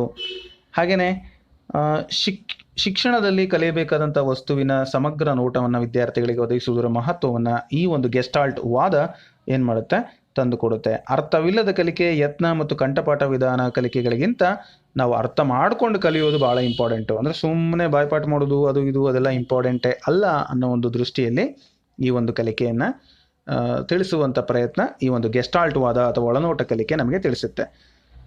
ಸೊ ಇದಿಷ್ಟು ನಿಹಿತ ಅರ್ಥಗಳು. ಹಾಗೆ ಸಮಸ್ಯೆ ಪರಿಹಾರ ಮಾರ್ಗವನ್ನು ವಿದ್ಯಾರ್ಥಿಯೇ ಅರ್ಥ ಮಾಡ್ಕೊಳ್ಬೇಕು ಅಂತಕ್ಕಂಥದ್ದು, ವಿದ್ಯಾರ್ಥಿಗಳ ವರ್ತನೆಯನ್ನು ತಾನೇ ಆಯ್ಕೆ ಮಾಡ್ಕೊಳ್ತಕ್ಕಂಥದ್ದು. ಅಲ್ಲಿ ಹೇಗೆ ಚಿಂಪಾಂಜಿ ಬಾಳೆಹಣ್ಣನ್ನು ತೆಗೆದುಕೊಳ್ಳಿಕ್ಕೆ ಪ್ರಯತ್ನ ಮಾಡಿತ್ತು, ಹಾಗೆ ಸರಿಯಾದ ದಾರಿಯನ್ನು ತಾನೇ ಗ್ರಹಿಸಿಕೊಳ್ಳುವಂಥ ಪ್ರಯತ್ನ ಮಾಡಲಿ ಅಂತಕ್ಕಂಥದ್ದಕ್ಕೆ ಇನ್ಸೈಟ್ ಲರ್ನಿಂಗ್ ಅಂತ ಹೇಳಿ ಕರೀತಾರೆ. ಸೊ ಅದಷ್ಟು ಒಂದು ಕೊಹಿಲರ್ ಅವರ ಪ್ರಯೋಗಕ್ಕೆ ಸಂಬಂಧಪಡುತ್ತೆ. ಇನ್ನು ಮುಂದಿನದು ಬಂದು ಪುಷ್ಟೀಕರಣ ಸಿದ್ಧಾಂತ. ಸೊ ಈ ಪುಷ್ಟೀಕರಣ ಸಿದ್ಧಾಂತವನ್ನು ಹಲ್ ರವರು ನಿರೂಪಿಸ್ತಾರೆ. ಸಾಮಾಜಿಕ ವೀಕ್ಷಣಾತ್ಮಕ ಕಲಿಕೆಯನ್ನು ಪ್ರತಿಪಾದಿಸಿದವರು ಯಾರಪ್ಪ ಅಂದರೆ ಅದು ಬಂಡೂರ್ ಅವರು. ಸೊ ಬಂಡೂರ್ ಅವರು ಏನನ್ನು ಪ್ರತಿಪಾದನೆ ಮಾಡ್ತಾರೆ, ಸಾಮಾಜಿಕ ವೀಕ್ಷಣಾತ್ಮಕ ಕಲಿಕೆಯನ್ನು ಪ್ರತಿಪಾದನೆಯನ್ನು ಮಾಡ್ತಾರೆ. ಇವರು ಪ್ರತಿಪಾದನೆ ಮಾಡಿದಂತಹ ಒಂದು ಸಿದ್ಧಾಂತದಲ್ಲಿ ಮಕ್ಕಳು ಹೆಚ್ಚು ಅನುಕರಣೆ ಮೂಲಕ ಕಲಿತಾರೆ ಅಂತಕ್ಕಂಥದ್ದು. ಸೊ ಯಾವ ಥರ ಅನುಕರಣೆ? ಬಂಡೂರವರದು ಅನುಕರಣ ಕಲಿಕೆ ಅಥವಾ ಈ ಒಂದು ಸಾಮಾಜಿಕ ವೀಕ್ಷಣಾತ್ಮಕ ಕಲಿಕೆ ಅಂತೇಳಿ ಹೇಳ್ತಾರೆ ಅಂತ ನೋಡೋದಾದ್ರೆ, ದೇವಸ್ಥಾನಕ್ಕೆ ಹೋಗ್ತಾರೆ ತಂದೆ ತಾಯಿಗಳು, ಮಗುವನ್ನು ಕರ್ಕೊಂಡು ಹೋಗಿರ್ತಾರೆ, ಗಂಟೆ ಹೊಡಿತಾರೆ, ದೇವರಿಗೆ ನಮಸ್ಕಾರ ಮಾಡ್ತಾರೆ. ಅದನ್ನು ಕೂಡ ಮಗು ಗಂಟೆ ಹೊಡೆಯೋಕ್ಕೆ ಹಾತೊರೆಯುತ್ತೆ, ನಮಸ್ಕಾರ ಮಾಡಲಿಕ್ಕೂ ಕೂಡ ಹಾತೊರೆಯುತ್ತೆ. ಈಗೆಲ್ಲ ಹಂಗೆ ಮಾಡಂಗಿಲ್ಲ ಸರ್, ಬೇರೆ ಥರ ಮಾಡ್ತಾರೆ. ಏನು? ಸ್ಮಾರ್ಟ್ಫೋನ್ ಇಟ್ಕೊಂಡಿರ್ತಾರೆ, ವಾಟ್ಸಪ್ ತೆಗಿತಾರೆ, ಫೇಸ್ಬುಕ್ ತೆಗಿತಾರೆ, ಮತ್ತು ಗೂಗಲಲ್ಲಿ ಸರ್ಚ್ ಮಾಡ್ತಾರೆ, ಯೂಟ್ಯೂಬ್ ನೋಡ್ತಾರೆ. ಸೊ ಈಗೂ ಕೂಡ ಮಕ್ಕಳು ಏನು ಮಾಡ್ತಾರೆ ಅಂದರೆ ಮೊಬೈಲ್ ಕೇಳ್ತಾರೆ, ಯೂಟ್ಯೂಬಲ್ಲಿ ವಿಡಿಯೋಗಳು, ಕಾರ್ಟೂನ್ ನೋಡ್ತಾರೆ, ಅವರು ಕೂಡ ವಾಟ್ಸಪ್ ನೋಡ್ತಾರೆ, ಅವರು ಕೂಡ ಫೇಸ್ಬುಕ್ ನೋಡಬೇಕು ಅಂತ ಆಸೆ ಪಡ್ತಾರೆ, ಅವರು ಸೆಲ್ಫಿ ತಗೊಳ್ಳೋಕೆ ಆಸೆ ಪಡ್ತಾರೆ. ಇದೆಲ್ಲವೂ ಕೂಡ ಈ ಬಂಡೂರವರು ಹೇಳಿದಂತೆ ಅನುಕರಣೆ ಮೂಲಕ ಮಾಡ್ತಕ್ಕಂಥ ಕಲಿಕೆ. ಮಕ್ಕಳಿಗೆ ಯಾಕೆ ಆ ರೀತಿ ಕಲ್ತ್ಕೊಂಡ್ರು? ನಾವು ಮಾಡೋದನ್ನೇ ಅವರು ಮಾಡೋದು. ನಾವು ಅದನ್ನು ಬಿಟ್ಟು ಪುಸ್ತಕ ಹಿಡ್ಕೊಂಡು ಓದಿದರೆ ಅವರು ಕೂಡ ಪುಸ್ತಕ ಹಿಡ್ಕೊತಾರೆ. ಸೊ ನಾವೇನು ಮಾಡ್ತೀವೋ ಅದನ್ನು ಅವರು ಮಾಡ್ತಾರೆ ಅನ್ನೋದಕ್ಕೆ ಇದು ಪ್ರಮುಖವಾದಂತಹ ಒಂದು ಎಕ್ಸಾಂಪಲ್. ಸೊ ಪುಸ್ತಕದಲ್ಲಿ ಓದಿದ್ದು ನಾನು ನಿಮಗೆ ಹೇಳ್ತಿದ್ದೀನಿ, ಬಟ್ ಇದನ್ನು ನಾನು ಕೆಲವೊಂದನ್ನು ಸೇರಿಸಿ ಹೇಳ್ತಿದ್ದೀನಿ ನಿಮ್ಗೆ ಅರ್ಥ ಆಗಲಿ ಅಂತೇಳಿ. ಇನ್ನು ಅನ್ವೇಷಣಾ ಕಲಿಕೆ, ಇದನ್ನು ಪ್ರತಿಪಾದಿಸಿದವರು, ಅನ್ವೇಷಣಾ ಕಲಿಕೆಯ ಪಿತಾಮಹ ಯಾರು ಅಂತ ನೋಡೋದಾದರೆ ಬ್ರೂನರ್ ಅವರನ್ನು ಆ ರೀತಿ ಕರಿತೀವಿ. ಇನ್ನು ಸಂಜ್ಞಾತ್ಮಕ ಅಸಂಗತ ಸಿದ್ಧಾಂತವನ್ನು ಪ್ರತಿಪಾದಿಸಿದ್ದು ಯಾರು ಅಂತ ಹೇಳಿದ್ರೆ ಅದು ಗ್ಯಾನೇರ್ ಅವರು. ಇನ್ನು ಸಾಂಕೇತಿಕ ಕಲಿಕೆಯನ್ನು ಪ್ರತಿಪಾದಿಸಿದವರು ಟೋಲ್ಮನ್ ರವರು. ಸೊ ಇವೆಲ್ಲ ಪ್ರಮುಖವಾಗಿ ಪರೀಕ್ಷಾ ದೃಷ್ಟಿಯಿಂದ ಇಂಪಾರ್ಟೆಂಟ್, ನೀವು ನೆನಪಿಟ್ಕೊಳ್ಳಿ, 1 ಮಾರ್ಕ್ಸ್ ಈಸಿಯಾಗಿ ಬರುತ್ತೆ. ಹಾಗೆ ಕಲಿಕೆಯೊಂದು ಬೇರೊಂದು ಕಲಿಕೆಯ ಮೇಲೆ ಪ್ರಭಾವ ಬೀರೋದು. ಇಲ್ಲಿ ಕಲಿಕೆಗೆ ಸಂಬಂಧಪಟ್ಟಂತೆ ವರ್ಗಾವಣೆ ಬಗ್ಗೆ ಮಾತಾಡ್ತಾ ಇದ್ದೀನಿ ನಾನೀಗ, ಟ್ರಾನ್ಸ್ಫರ್ ಲರ್ನಿಂಗ್ ಅಂತೇಳಿ. ಸೊ ಇದು ಕಲಿಕೆಯ ವರ್ಗಾವಣೆ ಅಂತ ಕರಿತೀವಿ. ಅದರಲ್ಲಿ ಪ್ರಮುಖವಾಗಿ 3 ರೀತಿಯಾದ ವರ್ಗಾವಣೆಗಳನ್ನು ನಾವು ಗಮನಿಸ್ತೀವಿ. ಶಾರ್ಟ್ ಆ್ಯಂಡ್ ಸ್ವೀಟ್ ಆಗಿ ಧನಾತ್ಮಕ ಅಂದರೆ ನಾವು ಯಾವುದೇ ಸನ್ನಿವೇಶದಲ್ಲಿ ಕಲಿತಂಥದ್ದು ಮತ್ತೊಂದು ಸನ್ನಿವೇಶದಲ್ಲಿ ಉಪಯೋಗಕ್ಕೆ ಬರುತ್ತೆ. ಋಣಾತ್ಮಕ ಉಪಯೋಗಕ್ಕೆ ಬಾರದೆ ಬದಲಾಗಿ ತೊಂದರೆಯನ್ನು ತಂದುಕೊಡುತ್ತೆ. ಶೂನ್ಯ, ಯಾವುದು ಸಂಬಂಧ ಇಲ್ಲ, ನಾವು ಅವಾಗ ಕಲ್ತಿರೋದಕ್ಕೂ ಈಗ ಮಾಡ್ತಿರೋದಕ್ಕೂ ಏನು ವ್ಯತ್ಯಾಸ ಇಲ್ಲ, ಏನು ಪ್ರಾಬ್ಲಮ್ ಇಲ್ಲ ಅಂಥೇಳಿ ಶೂನ್ಯ ಕಲಿಕೆಯನ್ನು ನಾವು ಗಮನಿಸ್ಬೋದು. ಹಾಗೆ ಕಲಿಕೆಯ ವಕ್ರರೇಖೆ ಹೊಂದಿರುವಂಥ ಹಂತಗಳು ಪ್ರಮುಖವಾಗಿ 3 ಹಂತಗಳನ್ನು ಅದು ಒಳಗೊಂಡಿರುತ್ತೆ. ಸೊ ಅದು ಗಂಟೆ ಆಕಾರದಲ್ಲಿರುತ್ತೆ ಅಂತ ಕೂಡ ನಿಮಗೆ ಗೊತ್ತಿದೆ. ಕಲಿಕೆಯ ಯಾವ ಹಂತದಲ್ಲಿ ಕಲಿಕಾರ್ಥಿಗೆ ಪ್ರೋತ್ಸಾಹದ ಅಗತ್ಯವಿದೆ ಅಂದರೆ ಮಾಧ್ಯಮ ಹಂತದಲ್ಲಿ, ಅಂದರೆ ಸ್ವಲ್ಪ ಮೀಡಿಯಂ ಸ್ಟೇಜಲ್ಲಿ ಅವನಿಗೆ ಪ್ರೋತ್ಸಾಹದ ಅವಶ್ಯಕತೆ ಇರುತ್ತೆ. ಕಲಿಕೆಯ ಮೂಲ ಪ್ರೇರಣೆ ಯಾರಪ್ಪ ಅಂತ ಹೇಳಿದರೆ ಬಹಳ ಇಂಪಾರ್ಟೆಂಟ್ ಇದು, ಅಭಿಪ್ರೇರಣೆಯ ವರ್ತನೆಯನ್ನು ಬಲಗೊಳಿಸುತ್ತದೆ. ಸೊ ಅಭಿಪ್ರೇರಣೆ ಏನಿದೆಯಲ್ಲ, motivation is more important for the learning. ಯಾವುದೇ ಒಂದು, ಈಗ ನೀವು ಏನಾದರೂ ಕೆಲಸ ಮಾಡಬೇಕಂದ್ರೆ ನಿಮಗೆ ಅದಕ್ಕೆ ಸಂಬಂಧಪಟ್ಟಂತೆ ಮೋಟಿವೇಶನ್ ಬೇಕು. ಆ ಮೋಟಿವೇಶನ್ ಇದ್ರೇ ಕಲಿಕೆ ಆಗತ್ತೆ ಅಂತಕ್ಕಂಥದ್ದು. ಅಂದರೆ ಕಲಿಕೆಯ ಮೂಲ ಪ್ರೇರಣೆ ಯಾರು? ಮೋಟಿವೇಶನ್. ಸೊ ಮೋಟಿವೇಶನ್ ಇಲ್ಲ ಅಂದರೆ ನಾವು ಕಲಿಯೋದು ಕಷ್ಟನೇ ಅಂತ. ಕಲಿಕೆ ವರ್ತನೆಯನ್ನು ಬಲಗೊಳಿಸುವಂಥದ್ದು ಯಾವುದು? ಅಭಿಪ್ರೇರಣೆ. ಇನ್ನು ಅಭಿಪ್ರೇರಣೆ ಪದ ಲ್ಯಾಟಿನ್ ಭಾಷೆಯ ಮೂವ್ ಅಂತಕ್ಕಂಥ ಒಂದು ಪದದಿಂದ, ಮೂವರ್ಸ್ ಅಂತೇಳಿ ಕರಿತೀವಿ, ಮೋಟಿವೇಶನ್ ಅಂತ ಹೇಳಿ ಅದರಿಂದ ಬಂದಿದೆ. ಅದರ ಅರ್ಥ ಚಲಿಸುವಂತೆ ಮಾಡು ಅಂಥೇಳಿ. ಸೊ ಈ ಅಭಿಪ್ರೇರಣೆ ಶಾರೀರಿಕ ಸಿದ್ಧಾಂತವನ್ನು ಮಂಡಿಸಿದವರು ಯಾರು ಅಂತ ಹೇಳಿದರೆ ಮಾರ್ಗನ್ ರವರು. ಈ ಅಭಿಪ್ರೇರಣೆ ಮನೋವಿಶ್ಲೇಷಣಾ ಸಿದ್ಧಾಂತವನ್ನು ಮಂಡಿಸಿದವರು Sigmund Freud. So Sigmund Freud ರವರು ಮನೋವಿಶ್ಲೇಷಣಾ ಸಿದ್ಧಾಂತವನ್ನು ಮಂಡಿಸ್ತಾರೆ. ಇನ್ನು ಸ್ಮೃತಿ ಬಗ್ಗೆ ಮಾತಾಡೋದಾದರೆ ಸ್ಮೃತಿ 4 ಹಂತಗಳನ್ನು ಒಳಗೊಂಡಿದೆ. ಯಾವ ರೀತಿಯಾಗಿ 4 ಹಂತಗಳು ಅಂದರೆ ಕಲಿಕೆ, ಧಾರಣೆ, ಪುನರ್ಸ್ಮರಣೆ, ಗುರುತಿಸುವಿಕೆ. ಇದು ನಿಮಗೆ ಸಾಕಷ್ಟು ಬಾರಿ ಪರೀಕ್ಷೆಗಳಲ್ಲಿ ಕೇಳಿದ್ದಾರೆ. ಸ್ಮೃತಿಯ 4 ಹಂತಗಳು ಕಲಿಕೆ, ಧಾರಣೆ, ಪುನರ್ಸ್ಮರಣೆ, ಗುರುತಿಸುವಿಕೆ ಅಥವಾ ಅಭಿಜ್ಞಾನ ಅಂತ ಕೂಡ ಹೇಳ್ತಾರೆ. ಸೊ ಇವು ಪ್ರಮುಖವಾದ ಹಂತಗಳು. ಅದರಲ್ಲಿ ಸೈಮಲ್ಟೇನಿಯಸ್ ಆಗಿ ಒಂದು ಮೇಲೆ ಕೆಳಗೆ ಕೊಟ್ಟು ನಿಮಗೆ ಕರೆಕ್ಟ್ ಅಂತ ಕೇಳ್ಬೋದು. ಈ ಧಾರಣೆ ವಕ್ರರೇಖೆಯನ್ನು ರಚಿಸಿದವರು ಯಾರು ಅಂದರೆ ಹರ್ಮನ್ ಹೆಬ್ಬಿಂಗಾಸ್ ರವರು. ಧಾರಣಾ ವಕ್ರರೇಖೆಯನ್ನು ರಚಿಸಿದವರು ಹರ್ಮನ್ ಹೆಬ್ಬಿಂಗಾಸ್ ರವರು. ವಿಷಯವೊಂದನ್ನು ಕಲಿಯುವಾಗ ಹಲವಾರು ಹಂತಗಳಲ್ಲಿ ವಿಂಗಡಿಸಿಕೊಂಡು ಕಲಿಯುವುದನ್ನು ನಾವು ಖಂಡ ವಿಧಾನ ಅಂತ ಕರಿತೀವಿ. ಸೊ ಖಂಡ ವಿಧಾನ ಅಂದರೆ ಏನು ಅಂತ ಕೇಳ್ಬೋದು. ವಿಷಯವೊಂದನ್ನು ಕಲಿಯುವಾಗ ಕೆಲವು ಹಂತಗಳಲ್ಲಿ ವಿಂಗಡಿಸಿಕೊಂಡು ಕಲಿಸುವುದನ್ನು ಖಂಡ ವಿಧಾನ ಅಂತಾರೆ. ಭಾಷಾ ಬೋಧನೆಯಲ್ಲಿ ಪದ್ಯಗಳನ್ನು ಕಲಿಸುವಾಗ, ಪಾಠಗಳನ್ನು ಕಲಿಸುವಾಗ ಬೇರೆ ಬೇರೆ ವಿಧಾನಗಳನ್ನು ನಾವು ಗಮನಿಸ್ಬೋದು. ತುಂಡು ತುಂಡಾಗಿ ಮಾಡಿ ಕಲಿಸ್ತಕ್ಕಂಥದ್ದು. ಇನ್ನು ಸ್ಮೃತಿಗೆ ಆಪೋಸಿಟ್ ಏನು? ವಿಸ್ಮೃತಿ. ಏನಾಗಂದ್ರೆ ಧಾರಣದ ವೈಫಲ್ಯ, ಸರಿಯಾಗಿ ಕೇಳಿಸ್ಕೊಂಡಿಲ್ಲ, ಅವಧಾನ ವಿಭಜನೆ ಆಯಿತು, ಅಥವಾ ಇನ್ನೇನೋ ಬೇರೆ ಯೋಚನೆ ಬಂತು, ಅಥವಾ ಡಿಪ್ರೆಷನ್ ಆಯಿತು, ಅಥವಾ ಗಾಬರಿ ಆಯಿತು, ಏನೋ ಒಂದಾಗಿ ಒಟ್ಟು ನಾವು ಅದನ್ನು ನೆನಪಿಂದ ತೆಗೆದುಹಾಕಿರ್ತೀವಿ. ಅದನ್ನು ವಿಸ್ಮೃತಿ ಅಂತ ಕರಿತೀವಿ. ಸೊ ಇನ್ನು ಬುದ್ಧಿಶಕ್ತಿಯು ತುಂಬ ವೇಗವಾಗಿ ವಿಕಾಸಗೊಳ್ಳುವ ಹಂತ ಯಾವುದಪ್ಪ ಅಂತ ಹೇಳಿದ್ರೆ ಬಾಲ್ಯಾವಸ್ಥೆ. ಸೊ ಅವಾಗ ಭಾಳ ಬೇಗ ಬುದ್ಧಿಶಕ್ತಿ ವಿಕಾಸಗೊಳ್ಳುತ್ತೆ. ಇನ್ನು ವೈಯಕ್ತಿಕ ಭಿನ್ನತೆಗಳ ಪರಿಕಲ್ಪನೆ ಯಾವುದರ ಸಹಾಯದ ಮೂಲಕ ವೀಕ್ಷಿಸಬಹುದು ಅಂದರೆ ಸಾಮಾನ್ಯ ಸಂಭಾವ್ಯ ರೇಖೆ. ಇದರ ಮುಖಾಂತರ ನಾವು ವೈಯಕ್ತಿಕ ಭಿನ್ನತೆಗಳ ಪರಿಕಲ್ಪನೆಯನ್ನು ಕೂಡ ವಿವರಣೆಯನ್ನು ತಗೊಳ್ಬೋದು. ವೈಯಕ್ತಿಕ ಭಿನ್ನತೆಗಳ ಪರಿಕಲ್ಪನೆಯನ್ನು ವೈಜ್ಞಾನಿಕ ಬೆಳಕಿಗೆ ತಂದವರು ಯಾರಪ್ಪ ಅಂದರೆ ಗಾಲ್ಟನ್ ರವರು. ಸೊ ಗಾಲ್ಟನ್ ರವರು ಏನು ಮಾಡ್ತಾರೆ, ಈ ಇಂಡಿವಿಜುವಲ್ ಡಿಫರೆನ್ಸನ್ನು ವೈಜ್ಞಾನಿಕವಾಗಿ ಅವರು ಬೆಳಕಿಗೆ ತರ್ತಾರೆ.